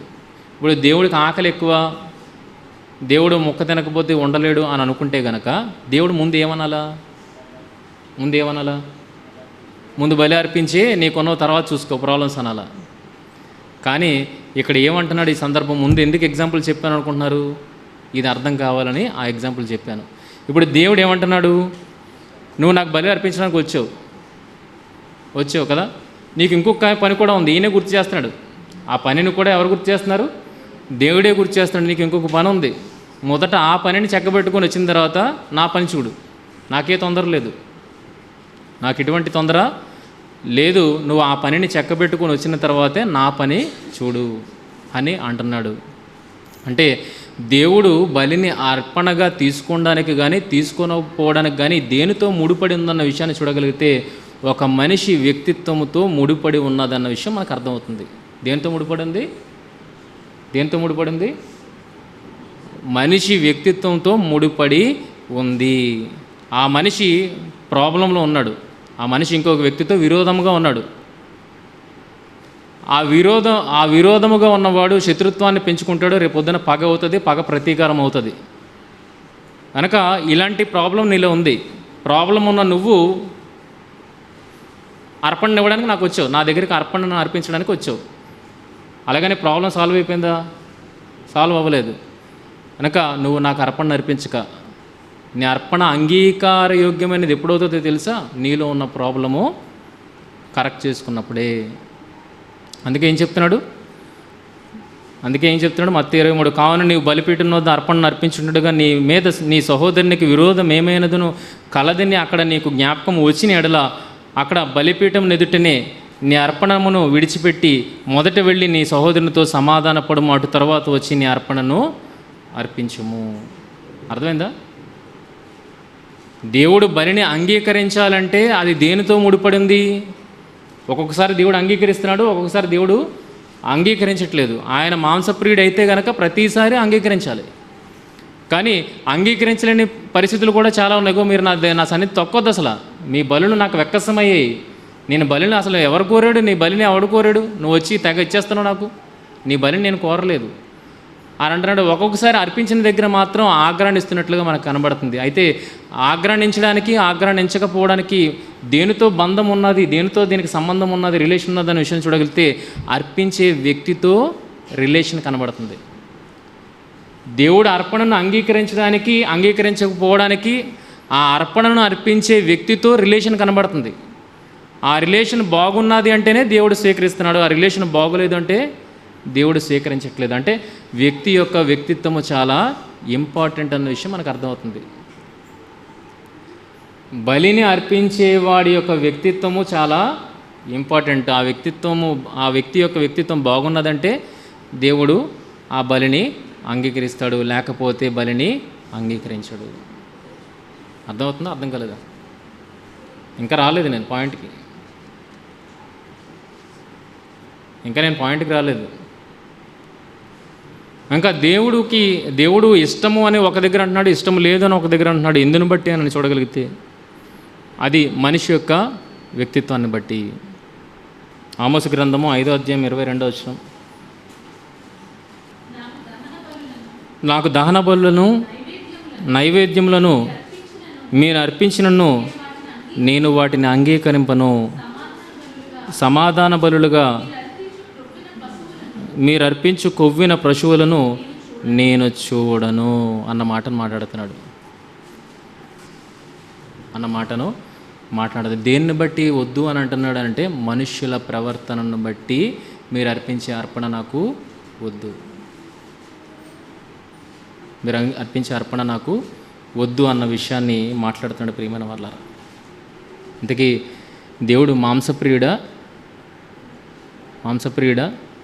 మాంసప్రియుడైతే ప్రతిసారి ఎవరైనా తెస్తే అర్పించి అర్పించి అర్పించి అన్నట్టుగా దేవుడు మాట్లాడాలి. కానీ అక్కడ ఈ సందర్భాన్ని బట్టి ఒక్కొక్క దగ్గర వద్దు, ఒక్కొక్క దగ్గర నువ్వు అర్పించు నేను దాన్ని స్వీకరిస్తానని సమూయేలు అర్పించిన దాన్ని స్వీకరించడా లేదా? ఒక దగ్గర స్వీకరించడానికి, ఒక దగ్గర స్వీకరించకపోవడానికి మధ్య ఏంటి సంబంధం ఉందంటే ఆ అర్పణను అర్పించే దేవుని కొరకు ఆ అర్పణను అర్పించే వ్యక్తి స్వభావము బాగోలేకపోతే ఆ అర్పణను దేవుడు స్వీకరించట్లేదు.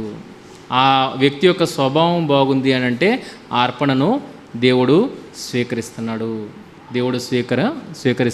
అన్న విషయాన్ని చూడగలిగితే ఈ సర్వాంగ బలి అనేది ఈ ప్రొసీజరు దేవుడు ఎందుకు పెట్టాడు, ఎందుకు దీనిని ప్రజలలో ఒక ఆచారముగా ఫాలో చేయించాడు అన్న విషయాన్ని చూడగలిగితే ఓ చక్కటి సందర్భం అనేది మనకి కనబడుతుంది. అందుకే ఈరోజు చాలామంది దహన బలులు కానీ మిగిలిన బలులు కానీ ఇవ్వడానికి ఇష్టపడతారు. ఈరోజు సమాజంలో కూడా చాలామంది ఇస్తున్నట్లుగా మనకు కనబడుతుంది. అయితే దేని కొరకు ఇవ్వబడుతుందో, దేని కొరకు అవి దేవుడు స్వీకరిస్తా అన్నాడో ఆ విషయాన్ని మనం ఈరోజు ఆలోచిద్దాం. ప్రియమైన వాళ్ళారా, దినవృత్తాంతముల గ్రంథము 2వ దినవృత్తాంతాల గ్రంథము 7వ అధ్యాయము 11వ వచనం నుండి, 2వ దినవృత్తాంతముల గ్రంథము 7వ అధ్యాయము 11వ వచనం నుండి,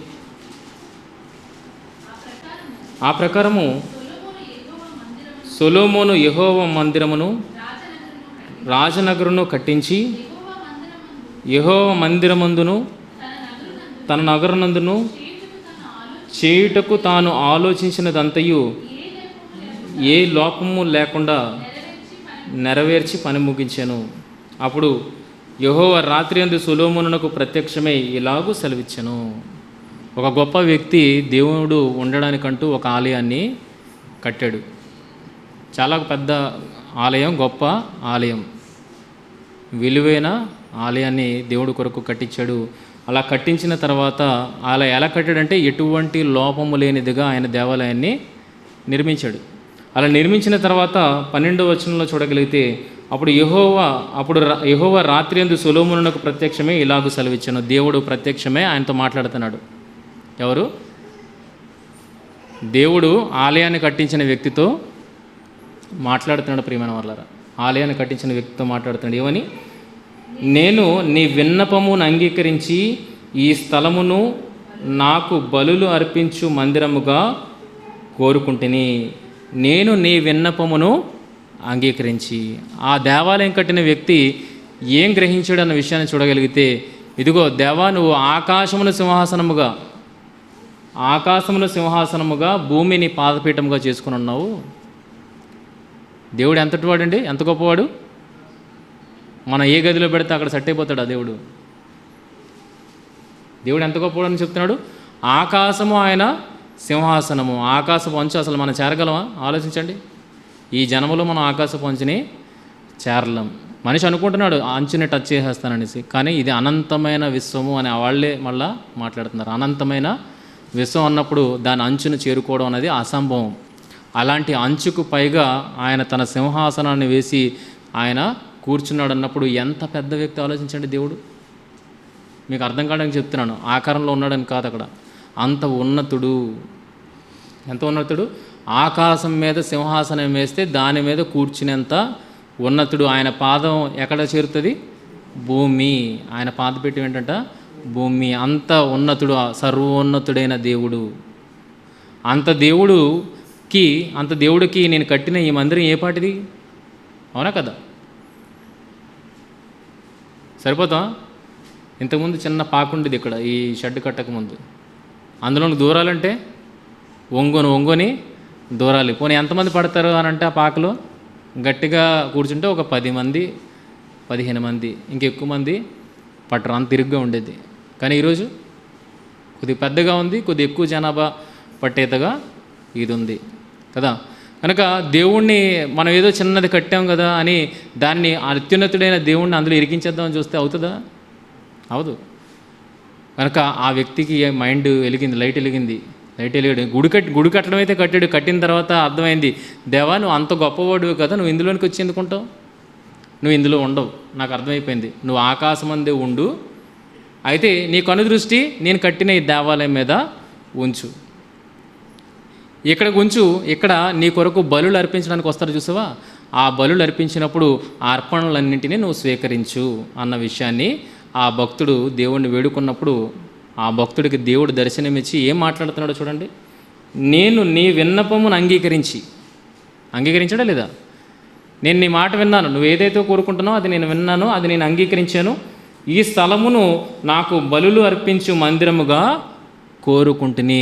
దేవుడు అన్నాడా, ఆ వ్యక్తి అన్నాడా? బలులు అర్పిస్తానని చెప్పి దేవుడు అన్నాడా, మనుషులు అనుకున్నారా? దేవుడు అర్పించమని అనలేదు. ఎవరు అర్పిస్తానన్నారు? మనుషులు అర్పిస్తానన్నారు. అయితే మీరు అర్పించండి, నేను స్వీకరిస్తాను అన్నాడు. దేవుడైతే బలులు కావాలని దేవుడు కోరుకోలేదు. మనుషులే మేము బలులు అర్పిస్తాం అన్నందుకు దేవుడు ఏమన్నాడంటే మీరు అర్పించండి, ఓకే నేను అంగీకరిస్తాను. అయితే ఎవరు అంగీకరిస్తాడు? నిత్యము అంగీకరిస్తాడా? ఆయన మాంసప్రియుడా అంగీకరించడానికి? ఆ అర్పణ ఆ అర్పించే వ్యక్తితో ముడిపడి ఉన్నది కనుక ఆ వ్యక్తి బాగుంటేనే ఆ అర్పణ అంగీకరింపబడుతుంది. ఆ వ్యక్తి బాగోలేకపోతే అర్పణ అంగీకరింపబడదు. హెబెలు అర్పణ తెలుసు మనకి, కయీను అర్పణ తెలుసు. ఇద్దరు అర్పణను అర్పించారు. కానీ ఇద్దరిలో ఒక అర్పణనే తీసుకున్నాడు. ఇద్దరు అర్పించాడు, ఇద్దరు అగ్ని మీద వాటిని దహించేశారు. మరి రెండింటినీ తీసుకోవాలి కదా. దేవుడు ఆహార ప్రియుడైతే రెండింటినీ తీసుకోవాలి కదా. రెండింటినీ తీసుకోలేదు. ఎవరు తీసుకున్నాడు? ఏ వ్యక్తి హృదయం అయితే బాగుందో ఆ వ్యక్తి యొక్క అర్పణను మాత్రమే దేవుడు అంగీకరించాడు. ఏ వ్యక్తి యొక్క వ్యక్తిత్వం బాగోలేదో ఆ వ్యక్తి యొక్క అర్పణ తీసుకోలేదు. కనుక దేనితో ముడిపడింది? అర్పణ తీసుకోపోవడం దేనితో ముడిపడింది? అర్పించే వ్యక్తితో ముడిపడింది. ఇప్పుడు అదే సందర్భాన్ని ఇక్కడ చెప్తున్నాను చూడండి. నేను నీ విన్నపమును అంగీకరించి ఈ స్థలమును నాకు బలులు అర్పించి మందిరముగా కోరుకుంటుని, వాన కురియకుండా నేను ఆకాశమును మూసినప్పుడే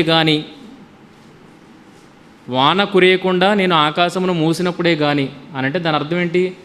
మనం ఏమనుకుంటాం? ప్రకృతి సహజం, అది వర్షం పడడం వర్షం పడకపోవడం అనేది ప్రకృతి సహజం అని మనం అనుకుంటాం. ఈరోజు లోకం కూడా అలాగే అనుకుంటుంది. కానీ ఇక్కడ ఏమంటున్నాడు దేవుడు? నా చేతిలో ఏమేమి ఉన్నాయని చెప్తున్నాడు. వాన కురియకుండా నేను ఆకాశమును మూసినప్పుడే కానీ. ఎవరు మూస్తారట వర్షం పడకుండా? ఎవరు? అది దేవుని చేతిలో ఉంది, నా చేతుల్లో లేదు. ప్రకృతి వశంలో కూడా లేదు, దేవుని కంట్రోల్లో ఉన్నది ప్రియమైన వాళ్ళారు. అది కనుక పంట వేస్తారు. వర్షాకాలం స్టార్ట్ అయిపోతుంది, తొలకరి అని పంట వేస్తారు. ఆ తొలకరిని ఎవరు పంపిస్తున్నారు? ఆ కడవరి వర్షాన్ని ఎవరు పంపిస్తున్నారు? పంట కోసేద్దామని రెడీ అవుతారు కదా, ఆ కడవరి వర్షాన్ని ఎవరు పంపిస్తున్నారు? దేవుడు. ఆ వర్షమే లేకపోతే మీ పంట ఎలాగ ఉంటుందో మాకు అందరికీ తెలుసు. ఇప్పుడు పంట అంత ఎలా ఉంటుంది? అంతా ఫెర్టిలైజర్ పంటే. వర్షాలు లేని పంట ఏ పంట? మందులేసి పండించిన పంట. వర్షాలు ఉన్న పంట ఆరోగ్యకరమైన పంట. అది దిగుబడి రాదు, చక్కటి ఆహారం వస్తుంది. కానీ ఇక్కడ దిగుబడి ఎక్కువ వస్తుంది, విషపూరితమైన ఆహారాన్ని ఇస్తుంది. ఆలోచిస్తున్నారా? కనుక వర్షం కురియడం కోసం మాట్లాడుతూ అది ఎవరి చేతిలో ఉందని చెప్తున్నాడు? దేవుని చేతిలో ఉందని చెప్తున్నాడు. ఇదిగో వాన కురియకుండా నేను ఆకాశమును మూసినప్పుడే కానీ. ఎందుకు మూసాడు ఆకాశాన్ని? వర్షం కురవకుండా. ఆకాశమును వర్షం కురవకుండా ఎందుకు దేవుడు మూసాడు అంటే ఎక్కడో ఏదో ప్రాబ్లం ఉంది. ఓకేనా? తర్వాత దేశమును నాశనం చేయుటకు మిడతలను సెలవిచ్చినప్పుడే కానీ. పోనీ వర్షం పడింది, వర్షం పడిన తర్వాత మొలకలు వచ్చిన తర్వాత ఏం పడుతుంది? పురుగు పడుతుంది. ఎవరి చేతిలో ఉంది పురుగు? ఎవరి చేతిలో ఉంది? అది ప్రకృతి సహజమే. ఆ పురుగు అలాగ వచ్చి తినేస్తుంది. మేము మందు జల్లేస్తే పురుగు చచ్చిపోద్ది. పురుగు చావడం కాదు, తిన్నోడు చనిపోతున్నాడు. ప్రియమైన వాళ్ళరా, ఎవరికి ఎక్కుతుంది? భూమిలోనికి వెళ్తుంది. భూమిలో నుండి ఎక్కడికి వెళ్తుంది? మళ్ళీ మొక్కలోనికి వెళ్తుంది. అది కనుక ఆ విషయము ఎవరు తింటున్నారు? మనమే తింటున్నాం. కనుక ఎందుకు ఆ పురుగు వచ్చింది అన్నది ఆలోచించాలి. పురుగు మీద మందు చల్లడం కాదు. వాన ఎందుకు కురగలేదని ఆలోచించాలి. పురుగు ఎందుకు వచ్చిందన్న విషయాన్ని ఆలోచించాలి. తర్వాత దేశమును నాశనం చేయుటకు మిడతలను సెలవిచ్చినప్పుడే కానీ, నా జనుల మీదకి తెగులు రప్పించినప్పుడే కానీ కరోనా లాంటి తెగుళ్ళు వచ్చాయి కదా. ఎలా వచ్చింది? చైనా వాడి వల్ల వచ్చిందా? ఎందుకు వచ్చింది? లేదు నేను వ్యాక్సిన్ రెడీ చేసుకున్నాను, వ్యాక్సిన్ వల్ల పోద్ది అని అనుకుంటున్నారా? వ్యాక్సిన్ వచ్చినా ఎప్పటికీ విజృంభిస్తున్నట్టుగానే అది కనబడుతుంది. ఎవరు దానికి కర్త కర్మ క్రియ? ఎవరు? దేవుడు, మనిషి కాదు. కనుక ఇలాంటివన్నీ నీ దేశం మీదకి వచ్చినప్పుడు, నా జనుల మీద తెగులు రప్పించినప్పుడే కానీ, నా పేరు పెట్టబడిన నా జనులు తమ్మును తాము తగ్గించుకొని, ఎవరి దగ్గర తమ్మును తాము తగ్గించుకొని? పిల్లలు ప్రార్థన చేస్తున్నప్పుడు మాట్లాడతారు ఏమని? దేవా మీ ఎదుట చాలా చిన్నవారము తండ్రి అని. అది పెద్దవారంగా మనకేమైనా అర్థమవుతుందా? పిల్లలు అంటున్నారు అంటున్నది పెద్ద అయినంత వరకు వాళ్ళు ఉంచుకుంటే చాలా బాగా, అది ధన్యులు వాళ్ళు. కానీ ఆ పిల్లలు అంటున్న మాట మనకు అర్థమవుతుందా? మనం దేవుని ముందు ఎంత చిన్నవారం అది అర్థం చేసుకోవాలి. ఇక్కడ ఏమంటున్నాడు? నా జనులు తమ్మును తాము తగ్గించుకొని ప్రార్థన చేసి నన్ను వెదకి తమ చెడు మార్గములను విడిచిన ఎడల. ఎందుకు దేవుడు ఆకాశాన్ని మూసేస్తున్నాడు వర్షింపకుండా? ఎందుకు మిడతలను మన పొలముల మీదకి పంపిస్తున్నాడు? ఎందుకు తెగులు అనే మరణాన్ని జనుల మీదకి పంపిస్తున్నాడు అనే విషయాన్ని చూడగలిగితే, ఎవరు తగ్గింపు స్వభావం లేదు దేవుని ఎదుట? సమాజానికి దేవుని ఎదుట తమను తాము తగ్గించుకునే స్వభావము లేదు ప్రియమైన వల్ల. అందుకే దేవునికి వ్యతిరేకంగా ప్రవర్తిస్తున్నాము కనుక దేవుడు వేటిని పంపిస్తున్నాడు? వర్షం కురవకుండా ఆపేస్తున్నాడు, మిడతలను పంపిస్తున్నాడు, మరణాన్ని కూడా పంపిస్తున్నాడు తెగులు రూపంలో. ఇవన్నీ ఎందుకు వచ్చాయి? ఎవరిని బట్టి వచ్చాయి? నువ్వు దేవుని ఎదుట నిన్ను నువ్వు తగ్గించుకోకపోవడాన్ని బట్టి, దేవుడి కంటే నేనే గొప్పవాడినని నువ్వు హెచ్చించుకోవడాన్ని బట్టి ఇవన్నీ విపత్తులు నీ మీదకి రాజేసుకుంటున్నావు. అదే ఇక్కడ చెప్తున్నాడు. మళ్ళీ చదువుకుందాం. వాన కురియకుండా నేను ఆకాశమును మూసినప్పుడే కానీ, దేశమును నాశనం చేయుటకు మిడతలను సెలవిచ్చినప్పుడే కానీ, నా జనుల మీదకి తెగులు రప్పించినప్పుడే కానీ, నా పేరు పెట్టబడిన నా జనులు తమ్మును తాము తగ్గించుకొని ప్రార్థన చేసి నన్ను వెదికి తమ చెడు మార్గములను విడిచిన ఎడల. చెడు మార్గములను విడిచిన ఎడల. మొదట ఏం విడవాలి? మనం ఏం విడవాలా? ఫస్ట్ మాటలు ఏమన్నాడు? ఇగో నువ్వు నీ విన్నపాన్ని బట్టి నేనేం చేస్తాను, ఇక్కడికి వచ్చి ఎవరైతే బలులు అర్పిస్తారో ఆ బలులను స్వీకరిస్తానన్న మాటను మాట్లాడాడు. అయితే ఆ బలులను స్వీకరించే ముందు మనం ఎలా మార్పు చెందాలన్న విషయాన్ని ఇక్కడ చెప్తున్నాడు. ఆ బలులను నేను స్వీకరించే ముందు, నువ్వు అర్పించే బలిని నేను స్వీకరించే ముందు నువ్వు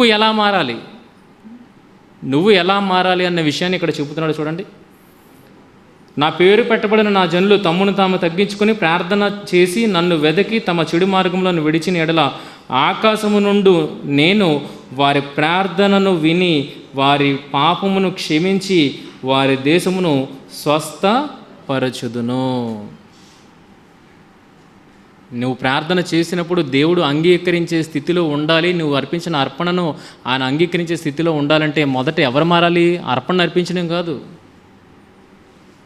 దేవుడు ఆ అర్పణను స్వీకరించేటట్లుగా నువ్వు ఎలా మార్పు చెందాలో మొదట ఆలోచించు. ఎందుకంటే ఆయన అంగీకరించడానికి అంగీకరించకపోవడానికి ఆ అర్పణ అర్పించే వాడితో లింకప్ అయి ఉన్నది. ఆ వ్యక్తి యొక్క వ్యక్తిత్వంతో లింకప్ అయి ఉన్నది. వ్యక్తిత్వం బాగోకపోతే దేవుడు అంగీకరించడు, నీ ప్రార్థన మనవి వినడు. నీ ప్రార్థన వినాలంటే మొదట నీ వ్యక్తిత్వాన్ని నువ్వు మార్చుకోవాలి. ఎలా మార్చుకోవాలి? దేవునికి ఎదుట తగ్గింపు స్వభావం కలిగిన వాడుగా, ఆ దేవుని నీ జీవితంలో వెదకేవాడవుగా, ఓకేనా? నీ చెడు మార్గములను విడిచి ఆయనను సేవించేవాడుగా నువ్వు ఉండగలిగితేనే, ఆ రకంగా నిన్ను మార్పు చేసుకోగలిగితేనే నువ్వు అర్పించే అర్పణను ఆయన స్వీకరిస్తానన్నాడు. అదే అన్నాడు చూడండి. చెడు మార్గంలో విడిచిన ఎడల ఆకాశము నుండి నేను వారి ప్రార్థనను విని వారి పాపమును క్షమించి వారి దేశమును స్వస్థపరచుదును. ఎందుకు ఈ బలులు అర్పించడం అనేది ప్రజలు చేస్తున్నారంటే దేవుడు చేయమనడని కాదు, ప్రజలు చేస్తానన్నారు, దేవుడు దాన్ని యాక్సెప్ట్ చేస్తానన్నాడు. ఇది ఎవరు విన్నపం? సొలొమోను గారి విన్నపము. ఆ విన్నపం మేరకు దేవుడు అన్నాడు, ఓకే నువ్వు అన్నట్టుగానే నేను చేస్తాను. ఎవరైతే బలులు తెస్తారో, ఎవరు తెస్తారో బలులు? ఎవరైతే విరిగి నలిగిన హృదయముతో నా యొద్దకు వస్తారో వారి బలులనే నేను అంగీకరిస్తాను అన్న మాటను మాట్లాడాడు ఇక్కడ. అవునా? అర్థమైందా? మరి బలి అర్పించే ముందు మనం ఎలా ఉండాలి? బలులు అర్పించే ముందు, దేవునికి ప్రార్థన చేసే ముందు మనం ఎలా ఉండాలి, మన పరిస్థితి ఎలాగ ఉండాలన్న విషయాన్ని చూడగలిగితే, ఇందాక చెప్పాను సహోదరుడితో కక్ష ఉంది. అలాగని దేవుని తొందరపడట్లేదు. నా కోసం తెచ్చావు కదా, అర్పించిరా బాబు, నువ్వు తర్వాత సెటిల్ చేసుకో అనట్లేదు. దేవుడు అర్పణను స్వీకరించేట్లుగా ఉండాలి అంటే మొదట ఏం చేయాలి? మన సహోదరుల మధ్య కక్ష అనేది ఉండకూడదు.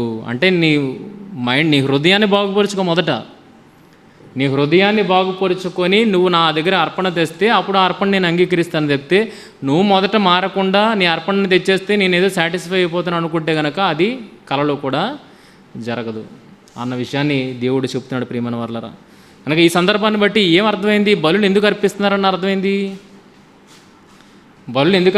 అర్థమైంది. మనుషులు పాపము చేశారు. ఆ పాపము నుండి మేము పాపము చేసామన్న విషయాన్ని వారు గ్రహించి, దేవుడా నీకు విరోధముగా మేము పాపం చేసాం కనుక ఈ మా తప్పును మేము తెలుసుకున్నాం, ఇప్పటి నుండి మమ్మల్ని మేము సరి చేసుకుంటాం, నీకు అనువుగా మేము తిరుగుతాం, అలా తిరిగేమో అనడానికి సూచనగా మేము వేస్తున్నాం, బలి అర్పిస్తున్నాం. మేము నీకు అనుగుణంగా తిరిగేమో అనడానికి సూచనగా ఏమిస్తున్నాం? బలినిస్తున్నాం అని ఆ రకంగా బలిని అలవాటు చేశాడు. ప్రియమైన వాళ్ళారా, ఏం బలి అది? సర్వాంగ బలి. ఇందాక సమూయేలు గ్రంథం చదువుకున్నాం కదా, సమూయేలు గారు ఎందుకు ఆ బలిని ఇచ్చారన్న విషయాన్ని చూడగలిగితే ఇదే సందర్భం పైన ఉంటుంది. నేనే కల్పించింది కాదు, ఇదే సందర్భం పైన ఉంటుంది. ఇప్పుడు చదవండి 7వ అధ్యాయము 3వ వచనం నుండి మీరు చదవగలిగితే, 1 సమూయేలు 7:3. బాగా ఇప్పుడు ఆలకించండి. ఆయన సర్వాంగ బలి ఎందుకు ఇచ్చాడో, ప్రార్థన ఎందుకు అంగీకరించాడో ఈ విషయం మనకు అర్థమైపోతుంది. మీ హృదయముతో యెహోవా యొద్దకు మీరు మళ్ళు కొనిన ఎడల అన్య దేవతలను, అష్టారోతు దేవతలను మీ మధ్య నుండి తీసివేసి పట్టుదల కలిగి యెహోవా తట్టు మీ హృదయములను తిప్పి ఆయనను సేవించుడి. అప్పుడు ఆయన ఫిలిస్తీన్ల చేతిలో నుండి మిమ్మును విడిపించును. ఆల్రెడీ వాళ్ళ మీదకి ఏం రావడం స్టార్ట్ అయింది? తెగులు రావడం స్టార్ట్ అయింది. తెగులు అంటే మరణం. ఏ రూపంగా వస్తుంది? ఫిలిస్తీన్ల రూపముగా వాళ్ళ మీదకి మరణం వస్తుంది. అంటే వేరే దేశపు వాళ్ళు వీరి మీదకి యుద్ధానికి వస్తున్నారు. వాళ్ళు ఎంతగా ఉన్నారంటే, ఎంత స్ట్రాంగ్గా ఉన్నారంటే వాళ్ళని చూసి వీళ్ళు భయపడిపోతున్నారు. ఇలా భయపడిపోతున్న ఈ క్షణాలలో ఒక సమూయేలు, దేవుని పక్షాన మాట్లాడే ఒక వ్యక్తి, భక్తిపరుడు వచ్చి ఆ జనసమూహంతో మాట్లాడుతున్నాడు. ఏమనంటే, మీరు భయపడాల్సిన అవసరత లేదు. దేవుడు మీకు తోడుగా ఉండాలంటే మీరు చేయాల్సిన తక్షణ కర్తవ్యం ఏంటంటే, మీరు ఏం చేయాలి? మీరు అన్ని దేవతలను మీరు విడిచిపెట్టాలి. మీరు ఏం చేయాలి? అన్య దేవతలు అంటే ఏంటో అనుకోకండి, నేనేదో వ్యతిరేకంగా మాట్లాడేస్తున్న మాట అనుకోకండి. దేవుణ్ణి కాక మీ హృదయంలో ఏది మీరు ఉంచుకున్నా అది దేవతతో సమానము. దేవుణ్ణి కాక మీ హృదయంలో మీ భర్తకు కానీ ఎక్కువగా ప్రాముఖ్యత ఇచ్చిన, మీ పిల్లలకు ఎక్కువగా ప్రాముఖ్యత ఇచ్చిన, మీ ధనానికి ఎక్కువగా ప్రాముఖ్యత ఇచ్చిన, మిగిలిన ఏ విషయాలలో మీరు ఆస్తికి కానీ బంగారానికి కానీ వెండికి కానీ మీరు ప్రాముఖ్యత ఇచ్చినా అది ఏంటది? దేవత. దానిని మీరు కొలుస్తున్నట్టే. దేన్ని విడిచిపెట్టి? నిజదేవుడు ఉన్నాడు, ఆ దేవుణ్ణి మీరు హృదయంలో ఉంచుకుంటే గనక మీరు విగ్రహారాధికులు కారు, మిగిలిన దేవతలను పూజించేవారు కారు. కానీ ఆ దేవుణ్ణి తప్పించి, ఈ సృష్టిని కలిగించిన దేవుణ్ణి తప్పించి మిగిలిన ఏది మీ హృదయంలో ఉంచుకున్నా, ఎక్కువగా ఇష్టముగా ప్రేమించినా అది ఏమై కూర్చుంటుంది? విగ్రహమే కూర్చుంటుంది. కనుక ఇజ్రాయిల్లో కూడా అలాంటి స్థితి ఉన్నది. వారిని నడిపించిన దేవుణ్ణి విడిచిపెట్టి వీళ్ళు వేరే వాటిని తమ హృదయంలో ఉంచుకొని ఆ దేవుణ్ణి పూర్తిగా విడిచిపెట్టేశారు. కనుక ఏమంటున్నాడంటే, పట్టుదల కలిగి యెహోవా తట్టు మీ హృదయములను, యెహోవా అనగానే ఇంకోటి ఏదో అనుకోకండి, మా దేవుడు మీ దేవుడు కాదు. యెహోవా అనగానే సర్వోన్నతుడైన దేవుడు. యెహోవా అనగా ఏంటి? మీనింగ్ ఏంటి? సర్వోన్నతుడైన దేవుడు అన్నదానికి మీనింగ్ ఏంటి? యెహోవా. అబ్రహాము, ఇస్సాకులు, యాకోబులకు నేను ఏ రకంగా పరిచయం అయ్యాను? సర్వోన్నతుడైన దేవుడిగా పరిచయం అయ్యానే కానీ యెహోవా అన్న పేరు మీద నేను పరిచయము అవ్వలేదు. యెహోవా అన్నదానికి మీనింగ్ ఏమొస్తుందంటే సర్వోన్నతుడైన దేవుడు. కనుక పట్టుదల కలిగి యెహోవా తట్టు మీ హృదయాలను త్రిప్పి ఆయనను సేవించుడి, అప్పుడు ఆయన ఫిలిస్తీయుల చేతుల నుండి మిమ్మల్ని విడిపించును. ఆ తెగుల నుండి మీరు విడిపింపబడాలంటే మీరు ఎవరి కాసి తిరగాలని చెప్తున్నాడు? ఎవరి కాసి? దేవుని కాసి తిరగాలి, దేవుని కాసి తిరగాలి. ఇంకా చూడండి, అంతటి ఇశ్రాయేలులు బయలు దేవతలను, అష్టారోతు దేవతలను తీసివేసి యెహోవాను మాత్రమే సేవించిరి. అంటే వాళ్ళలో ఉన్న విగ్రహాలన్నింటినీ తీసివేసి ఇప్పుడు ఎవరిని సేవించడం మొదలుపెట్టారు? యెహోవాను మాత్రమే సేవించిరి. అంతటి సమూయేలు ఇశ్రాయేలులందరినీ మిస్పాకు పిలువనంపుడి, నేను మీ పక్షమున యెహోవాకు ప్రార్థన చేతునని చెప్పగా వారు మిస్పాలో కూడుకొని నీళ్లు చేది యెహోవా సన్నిధిని కుమ్మరించి ఆ దినము ఉపవాసం ఉండి యెహోవా దృష్టికి మేము పాపాత్ములమని ఒప్పుకొనిరి. మొదట ఏం ఒప్పుకోవాలి? అర్పణను అర్పించే ముందు జరుగుతున్న ప్రాసెస్ ఇదంతా. అర్పణను అర్పించే ముందు జరుగుతున్న ప్రాసెస్. ఏం ప్రాసెస్ జరుగుతుంది? మొదట మేము దేవా నీకు వ్యతిరేకులము, నిన్ను విడిచిపెట్టాము, మొదటి పాయింట్. రెండోది, నీకు వ్యతిరేకంగా మేము పాపము చేసాము అన్నది రెండో పాయింట్. మూడో పాయింట్, ఇక నుండి పట్టు విడవక నిన్నే సేవించే వారంగా ఉన్నాము అన్నది మూడో పాయింట్. 3 పాయింట్లు ఇక్కడ మనకు కనబడుతున్నాయి. మొదటిది నిన్ను విసర్జించాము, నీకు వ్యతిరేకంగా పాపం చేశాము, ఇప్పుడు ఆ పాపము నుండి మేము బయటకు వస్తాము, నిన్నే పూర్తిగా నేను సేవిస్తాను అన్న ఒక ఏం తీసుకోవాలి? నిర్ణయాన్ని తీసుకొని దాని మీద నిలబడిన తర్వాత మీరు అర్పించే బలి ఆయన స్వీకరిస్తాడు అన్న విషయం చూడండి. ఉపవాసం ఉండి యెహోవా దృష్టికి మేము పాపాత్ములమని ఒప్పుకొనిరి. మిస్పాలో సమూయేలు ఇశ్రాయేలుకు న్యాయము తీర్చుచూ వచ్చెను. సమూయేలు పాలు విడువని ఒక గొర్రెపిల్లను తెచ్చి యెహోవాకు సర్వాంగ బలిగా అర్పించి. ఎప్పుడు అర్పించాడు? తిరిగిన తర్వాత అర్పించాడా? తిరగక ముందు అర్పించాడా? తిరిగిన తర్వాత అర్పించాడు. అంటే బలి ఇచ్చే ముందు ఏం చేయాలా? బలి అర్పణగా దేవునికి ఇచ్చే ముందు ఏం చేయాలా? ఎందుకు ఇస్తున్నారు బలులు? ఈరోజు అర్పింపబడుతున్న బలులన్నీ మీరు తిరగకుండా, దేవుని పక్కకు తిరగకుండా అర్పిస్తున్న బలులే. దానివల్ల ఎటువంటి ఉపయోగము లేదు. దేవుడు మీ మనవి ఆలకించడు. అర్పించేది ఎందుకు అన్న విషయాన్ని బైబిల్ మాత్రమే చెబుతుంది ప్రియమైన వాళ్ళ. అందులో ఉన్న గూఢమైన అర్థాన్ని బైబిల్ మాత్రమే చెబుతుంది. ఏంటో చెబుతుంది అన్న విషయాన్ని చూడగలిగితే, ఇదిగో గొర్రెపిల్లను అర్పించాడు, సర్వాంగ బలిగా అర్పించాడు. ఇజ్రాయెల్ పక్షమున యెహోవాకు ప్రార్థన చేయగా యెహోవా అతని ప్రార్థన అంగీకరించాను. ప్రార్థన అంగీకరించే ముందు, బలిని ఆయన అర్పణగా స్వీకరించే ముందు మొదట మనుషులు ఏమని తెలుసుకోవాలి? మేము పాపాత్ములమని తెలుసుకోవాలి. నిన్ను విడిచిపెట్టి మేము పక్కదారి పట్టేమన్న విషయాన్ని తెలుసుకోవాలి. ఇప్పటి నుండి నిన్నే దేవునిగా సేవిస్తాము, నీ మార్గంలోనే మేము నడుచుకుంటామన్న ఒక శపథాన్ని వారు తీసుకోవాలి. అలా తీసుకున్న వారుగా అర్పణ నర్పిస్తే ఆ అర్పణ దేవుడు అంగీకరిస్తాడు అన్న విషయం అర్థమవుతుంది. అర్థమైందా? ఇందుకే దీనికి ఏంటి లింకు? మీరు మారడానికి ఆ పశువును వధించి సర్వాంగ బలిగా ఇవ్వడానికి ఏంటి లింకు అనంటే, పశువును అర్పించడం ద్వారా మీరు ఏం తెలియజేస్తున్నారంటే ఒక సమ్మతిని తెలియజేస్తున్నారు. ఏంటంటే పశువును వధించారు దేవుని సమక్షంలో. ఏంటి వధించడం యొక్క ఉద్దేశం అంటే, నేను నీ ఎదుట పాపము చేశాను, పాపానికి తగ్గ ప్రతిఫలము నేను అనుభవిస్తున్నాను, ఆ పాపం విషయంలో నేను చచ్చిపోయాను అన్నట్టుగా సూచనగా ఏం చూపెడుతున్నారు? పశువును వధించడం చూపెడుతున్నారు. తర్వాత దాన్ని సర్వాంగ బలిగా అర్పించడం ఎలాగ చేస్తున్నారు? సర్వాంగ బలిగా ఎలా చేస్తున్నారు? ప్రతి ఒక్క అవయవాన్ని ప్రత్యేకపరిచి దాన్ని ఏం చేస్తున్నాం? దేవుని కొరకు దహించి వేస్తున్నాం. అవునా? మొదట చంపబడడం అనేది దేని విషయంలో చంపబడ్డాం? పాపం విషయంలో మేము చంపబడిన వారము, పాపం విషయంలో మేము చంపబడ్డ వారము అన్న సూచనగా ఏం చేస్తున్నాం అంటే ఒక జంతువును మనము బలి ఇస్తున్నాం. ప్రియమైన వాళ్ళారా, దేనికి సూచనగా ఉంది అది? మేము పాపం విషయంలో చంపబడ్డాం, ఇక మా నుండి అలాంటి పాపం అనేది జరగదు అనడానికి సూచనగా ఒక బలిని అనేది ఒక పశువును బలి ఇవ్వడం అనేది జరుగుతుంది. రెండోది దహన బలిగా ప్రతి ఒక్క అవయవాన్ని తీస్తూ మనం ఏం చేస్తున్నాం, సపరేట్ చేసి ప్రతి ఒక్క అవయవాన్ని ఏం చేస్తున్నాం, దేవునికి దహన బలిగా అర్పించడం చేశాం కదా.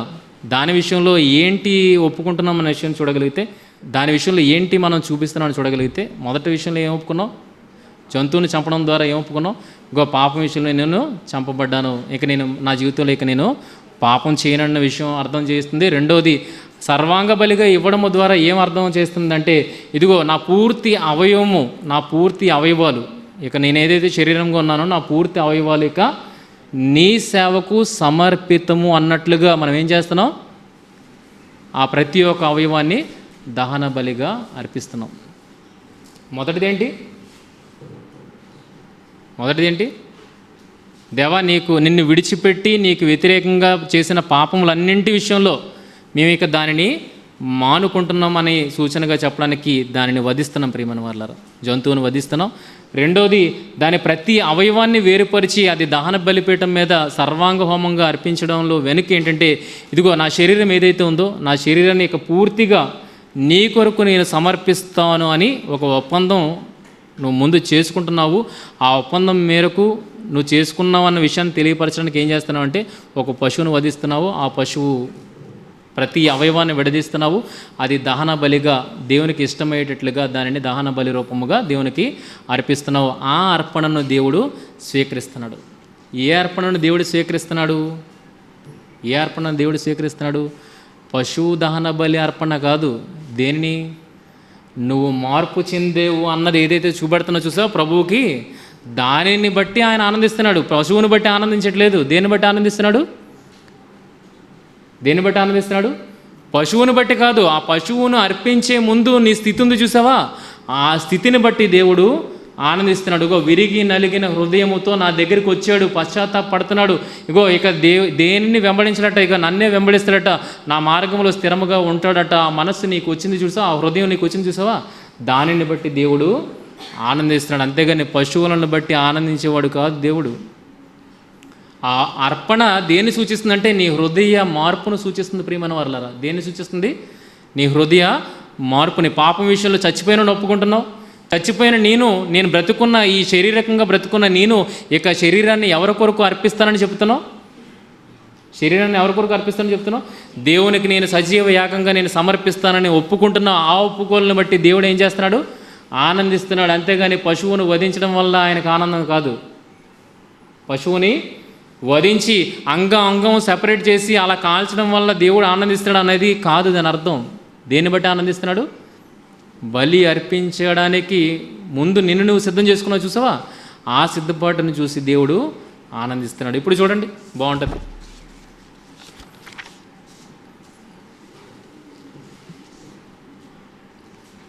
సమూయేలు గ్రంథం, అదే సమూయేలు గారు రాసిన గ్రంథము 15వ అధ్యాయము 21వ వచనాన్ని మీరు చూడగలిగితే, సర్వాంగ బలిని అర్పించింది ఎవరండి? ఎవరు? సమూయేలు గారే. అయితే దేవుడు ఆ బలిని బట్టి ఆనందిస్తాడా లేదా ప్రజల మార్పును బట్టి ఆనందిస్తాడా అన్న విషయాన్ని ఆయన మాటల్లోనే మనం వినగలిగితే చాలా బాగుంటుంది. చూడండి, సమూయేలు గ్రంథము 1 సమూయేలు 15:21 వచనం నుండి, అయితే గిల్గాలులో నీ దేవుడైన యెహోవాకు బలి అర్పించుటకై జనులు శపితములకు గొర్రెలలోనూ ఎడ్లలోనూ ముఖ్యమైన వాటిని తీసుకుని వచ్చిరని సమూయేలుతో చెప్పెను. అందుకు సమూయేలు తాను సెలవిచ్చిన ఆజ్ఞను, ఎవరు సెలవిచ్చిన ఆజ్ఞనండి? అమ్మ వినండి, ఎవరు సెలవిచ్చిన ఆజ్ఞను?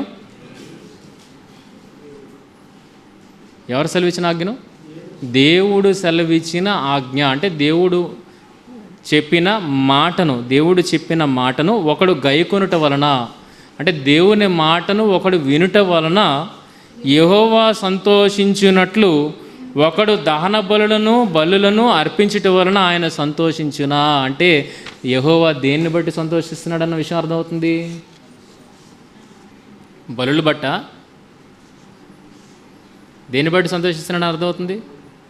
మళ్ళా చదవండి, తాను సెలవిచ్చిన ఆజ్ఞను ఒకడు గైకొనుట వలన యెహోవా సంతోషించునా, లేకపోతే ఒకడు దహన బలులను అర్పించుట వలన ఆయన సంతోషించునా.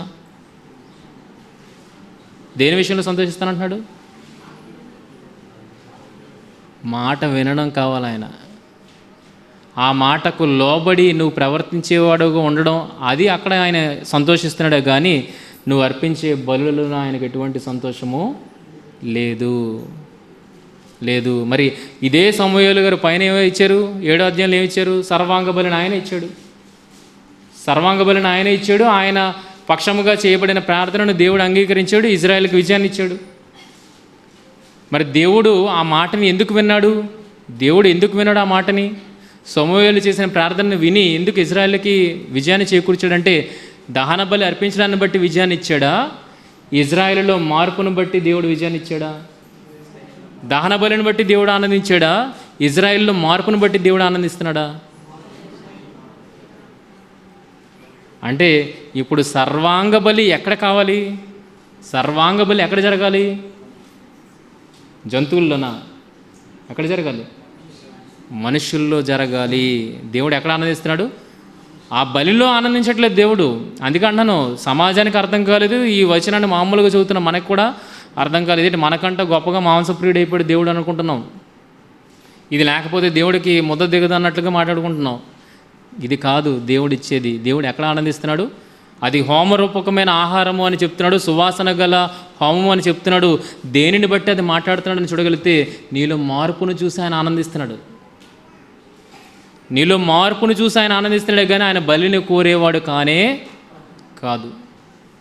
నువ్వు మారితే బలి అర్పించాల్సిన అవసరం ఉంది? నువ్వు మారి దేవునికి నమ్మకంగా ఉంటే బలి అర్పించాల్సిన అవసరం ఉంది?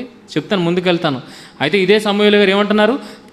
తాను సెలవిచ్చిన ఆజ్ఞను ఒకడు గైకొనుట వలన యెహోవా సంతోషించినట్లు ఒకడు దహన బలులను అర్పించుట వలన ఆయన సంతోషించిన. ఆలోచించము, బలులు అర్పించుట కంటే ఆజ్ఞను గైకొనుటయు, పొట్టేళ్ల కొవ్వు అర్పించుట కంటే మాట వినుటయు శ్రేష్టము. ఏది గొప్పది? దేన్ని బట్టి దేవుడు ఆనందిస్తానంటున్నాడు? మనుషులను బట్టి, మనుషుల్లో మార్పును బట్టి దేవుడు ఆనందిస్తానంటున్నాడే కానీ వాళ్ళు అర్పించే కొవ్వును బట్టి కానీ వాళ్ళు అర్పించే దహన బలిని బట్టి కానీ దేవుడు ఆనందిస్తానని అనట్లేదు. మరి అదే సర్వాంగ బలిగా అర్పించాడని ఉంది పైన సమూయేలు. ఇక్కడేమంటున్నాడు? మళ్ళా బలులు దేవుడు కోరేవాడు కాదు, బలులను బట్టి దేవుడికి సంతోషం రాదన్న మాట మాట్లాడుతున్నాడంటే ఇది దేన్ని సూచిస్తుందన్న విషయాన్ని చూడగలిగితే సమూయేలు గారు మాట్లాడిన మాట సర్వాంగ బలిగా అర్పించి అన్నమాట దేన్ని సూచిస్తుందని చూడగలిగితే ఇజ్రాయేలీలు పూర్తిగా మార్పు చెందారు అనడానికి సూచనగా ఆయన చెప్తున్న మాట అది. ఇప్పుడు ఇజ్రాయేలీలు జంతువుని కాదు, ఇప్పుడు ఇజ్రాయేలీలు దేనిని ఇవ్వడానికి ఇష్టపడుతున్నారు? సర్వాంగ బలిగా దేన్ని ఇవ్వడానికి ఇష్టపడుతున్నారు? తమ్మును తాము సర్వాంగ బలిగా దేవునికి అర్పించుకోవడానికి ఇష్టపడుతున్నారు. ఇప్పుడు కాన్సెప్ట్ అర్థమైందా? అర్థం కాలేదా? దహన బలి విషయంలో కానీ కొవ్వును అర్పించే విషయంలో కానీ దేవుడు ఎందుకు పర్టికులర్గా ఉన్నాడు అని పాత నిబంధన గ్రంథంలో చూడగలిగితే ఆయన దానిని కోరుకోవట్లేదు, దానిని అర్పించేవాడి హృదయాన్ని దేవుడు చూస్తున్నాడు, ఆ హృదయాన్ని దేవుడు కోరుకుంటున్నాడు. ఇప్పుడు మీరు అర్థమవుతుంది. కీర్తన 51:16, కీర్తనల గ్రంథము 51వ అధ్యాయం 16వ వచనము.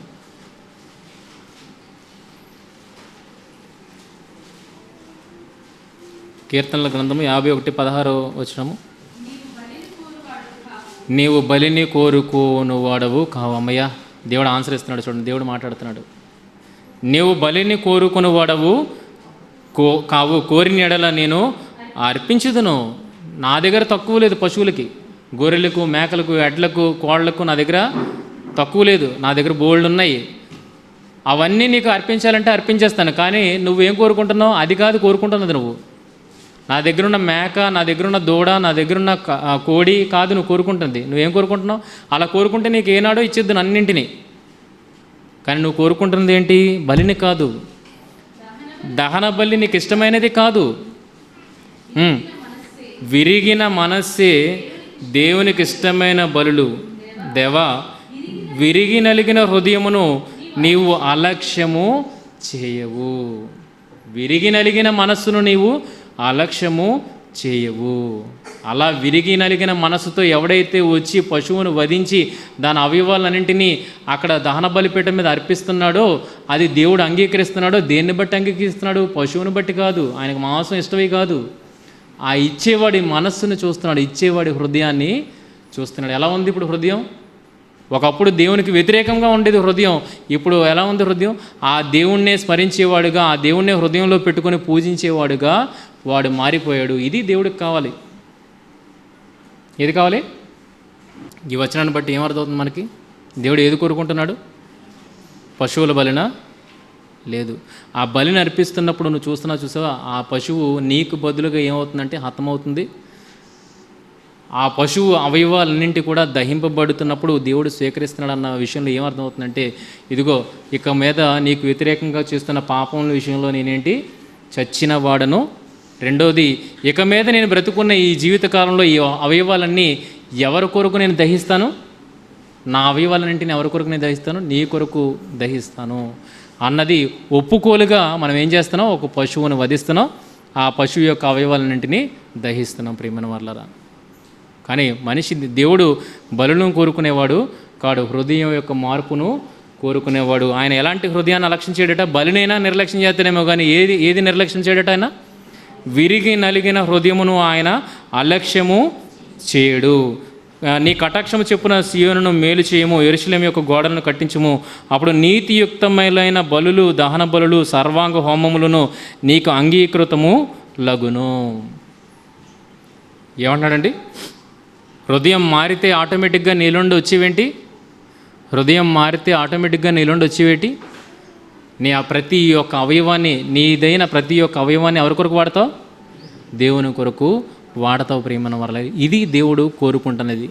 క్లోజింగ్లోకి వస్తేనప్పుడు సర్వాంగ బలిని దేవుడు కోరుకుంటున్నాడు అనేది ఆడ జంతువుల బలిగా కనబడుతుంది, కానీ దేవుడు ఏం కోరుకుంటున్నాడు, దాని వెనకున్న రహస్యం ఏంటి అన్నది ఈ వచనంతో మనకి క్లియర్ అయిపోతుంది. చూడండి, మార్కు సువార్త 12:33.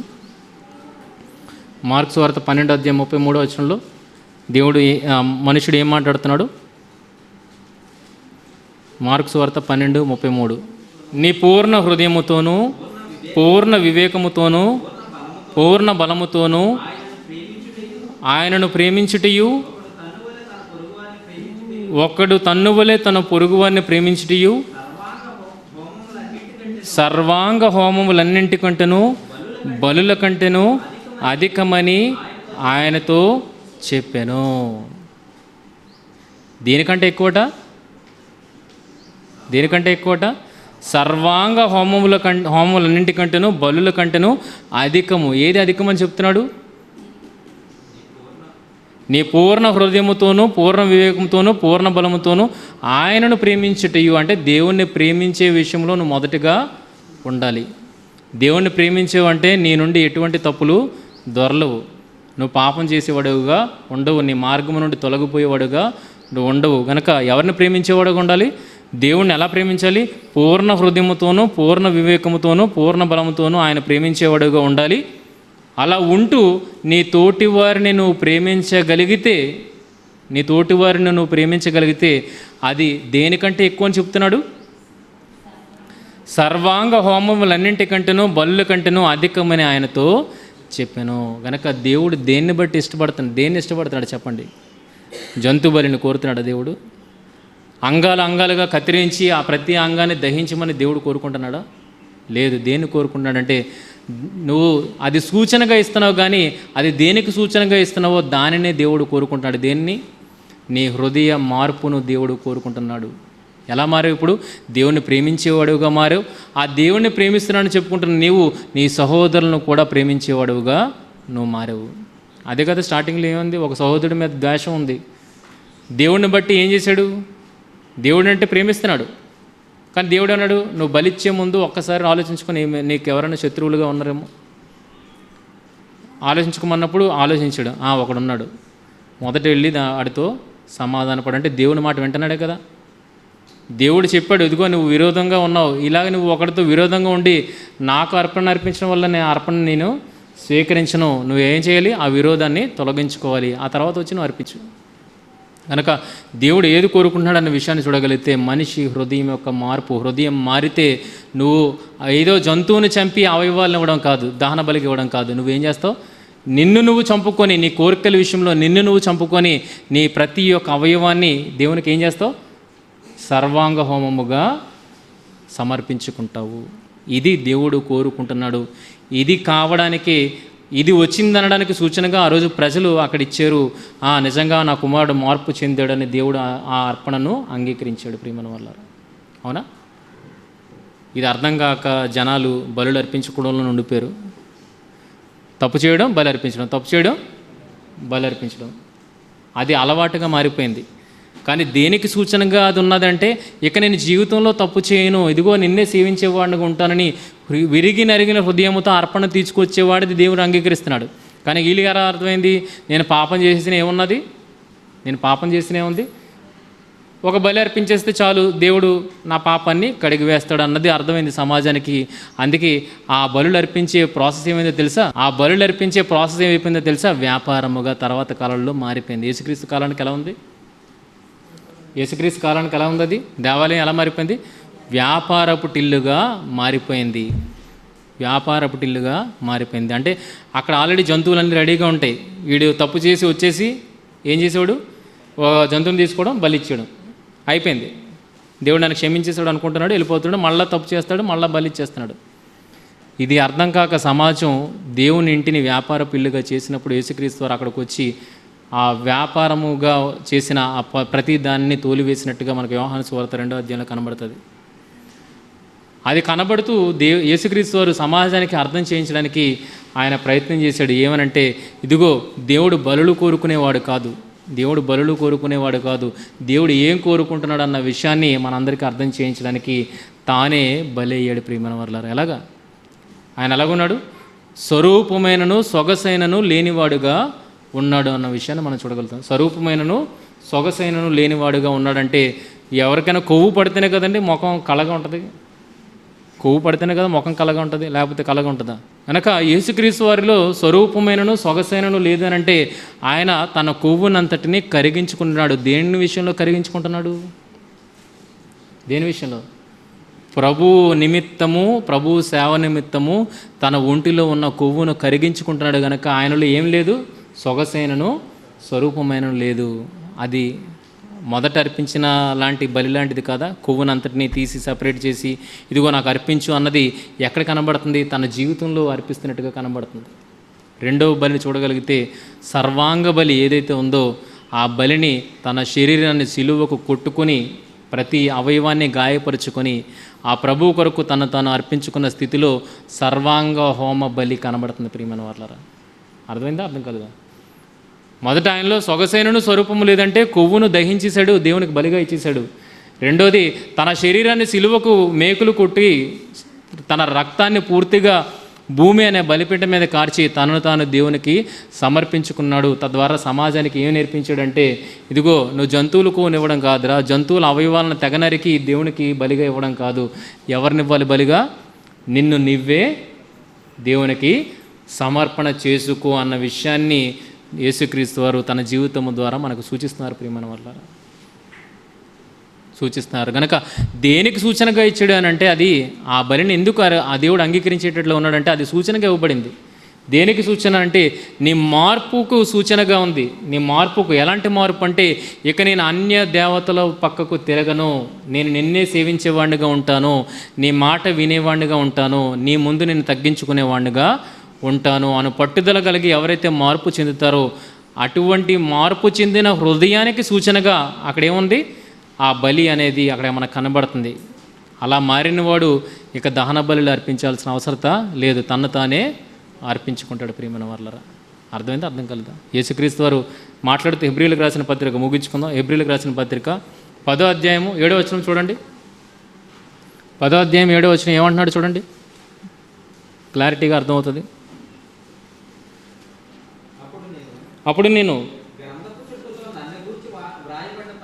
గ్రంథపు చుట్టులో నన్ను గూర్చి వ్రాయబడిన ప్రకారము, దేవా నీ చిత్తము నెరవేర్చుటకు ఇదిగో నేను వచ్చి ఉన్నాను. నీ చిత్తం నెరవేర్చుటకు ఇదిగో నా దగ్గర పశువులు ఉన్నాయని చెప్పట్లేదు.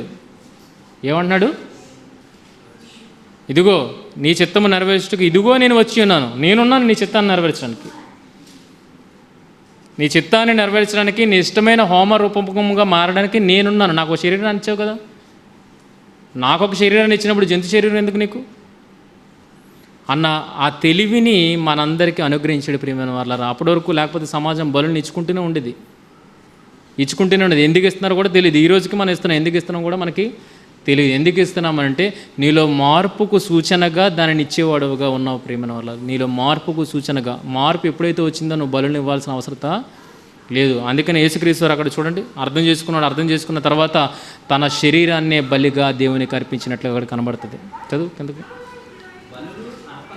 బలులు, అర్పణలు, పూర్ణ హోమములు, పాప పరిహారార్థ బలులు నీవు కోరలేదు, కానీ అవి నీకు ఇష్టమైనవి కావనియు పైన చెప్పిన తర్వాత ఆయన నీ చిత్తము నెరవేర్చుటకు ఇదిగో నేను వచ్చి ఉన్నానని చెప్పిన ఆయన తన శరీరము ద్వారా తన శరీరాన్ని దేవునికి బలిగా అర్పించుకున్నాడు. యేసు ఎక్కడ చనిపోయాడండి? యేసు ఎక్కడ చనిపోయాడు? శిలువలో అర్పించుకున్నాడా లేదా? బలి చేసుకున్నాడా లేదా? తాను ఎవరి కొరకు శిలువలో అర్పింపబడ్డాడు? అదే దేవుని కొరకు తాను శిలువలో అర్పించుకున్నాడు అన్న విషయాన్ని చూడగలిగితే ఈరోజు ఆయన మనకు మాదిరి అన్నప్పుడు ఈరోజు మనం ఏ మాదిరిని ఫాలో అవుతున్నాం? లోకపు మర్యాదను ఫాలో అవుతున్నాం, దేవుని మర్యాదను ఫాలో అవుతున్నాం. నువ్వుగా నాకు ఒక శరీరాన్ని ఇచ్చావు కదా, నా శరీరం ఉంటుండగా జంతువులు ఎందుకు నీకు? నువ్వు దాన్ని కోరుకోవట్లేదు, నా శరీరాన్ని నువ్వు కోరుకుంటున్నావు. నీకంటూ ఒక చిత్తం ఉంది, ఆ చిత్తము ఈ శరీరం ద్వారా నెరవేరాలని నువ్వు కోరుకుంటున్నావు. దేవా, అలా నెరవేర్చడానికి అన్నట్లుగా నా హృదయాన్ని నేను తిప్పుకున్నాను. నా హృదయాన్ని నేను తిప్పుకున్నాడాన్ని బట్టి నా పూర్తి శరీరము, ప్రతి అవయవము నీ సేవ కొరకు అర్పిస్తున్నానని చెప్పి ఆయన పూర్తిగా సమర్పించుకున్నాడు. ప్రియమైన వారలారా, ఇది ప్రభువుకు ఇష్టమైన బలి యాగము. ఇలాంటి సర్వాంగ హోమములు అర్పించేవారుగా మీరున్నారా? అలా అర్పించాలంటే మొదట ఏం తిరగాలి? మీ హృదయము తిరగాలి. మీ హృదయం తిరగాలి. మీ హృదయం తిరిగితే చాలు, ఆటోమేటిక్గా మిమ్మల్ని మీరే ప్రభువుకి సమర్పించుకుంటారు. హృదయము తిరగనివాడు జంతువులను సమర్పిస్తాడు, హృదయం తిరిగినవాడు తను తాను దేవునికి సమర్పించుకుంటాడు. ఇప్పుడు చూడగలిగితే ఫైనల్గా మత్తయి సువార్త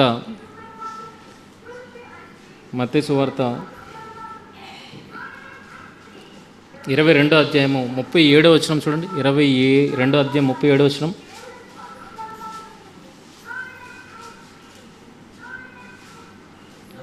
అందుకు ఆయన నీ పూర్ణ హృదయముతోనూ, నీ పూర్ణ ఆత్మతోనూ, నీ పూర్ణ మనస్సుతోనూ నీ దేవుడైన ప్రభువును ప్రేమింపవలనన్నది. ఏదే ముఖ్యమైన ఆజ్ఞలు, దేవుడిచ్చిన ప్రాముఖ్యమైన ఆజ్ఞలు ఏవి అని చెప్పినప్పుడు ఆ ఆజ్ఞలను ఆయన చెప్తున్నాడు. మొదటి ఆజ్ఞ ఏంటి? పూర్ణ హృదయముతోనూ, పూర్ణ ఆత్మతోనూ, పూర్ణ మనస్సుతోనూ దేవుడైన ప్రభువును సేవింపవలనన్నదియే ఇది ముఖ్యమైనది, మొదటిదైన ఆజ్ఞ. నిన్ను వలె నీ పొరుగు అని ప్రేమింపవలను రెండవ ఆజ్ఞ దాని వంటిదే. ఈ రెండు ఆజ్ఞలు ధర్మశాస్త్రం అంతటికి ప్రవక్తలకును ఆధారమై ఉన్నవని అతనితో చెప్పాను. అంటే పాత నిబంధనలో భక్తులు ఎవరైనా, ప్రవక్తలు ఎవరైనా బలులు ఇచ్చినట్లుగా మీరు చూసారా?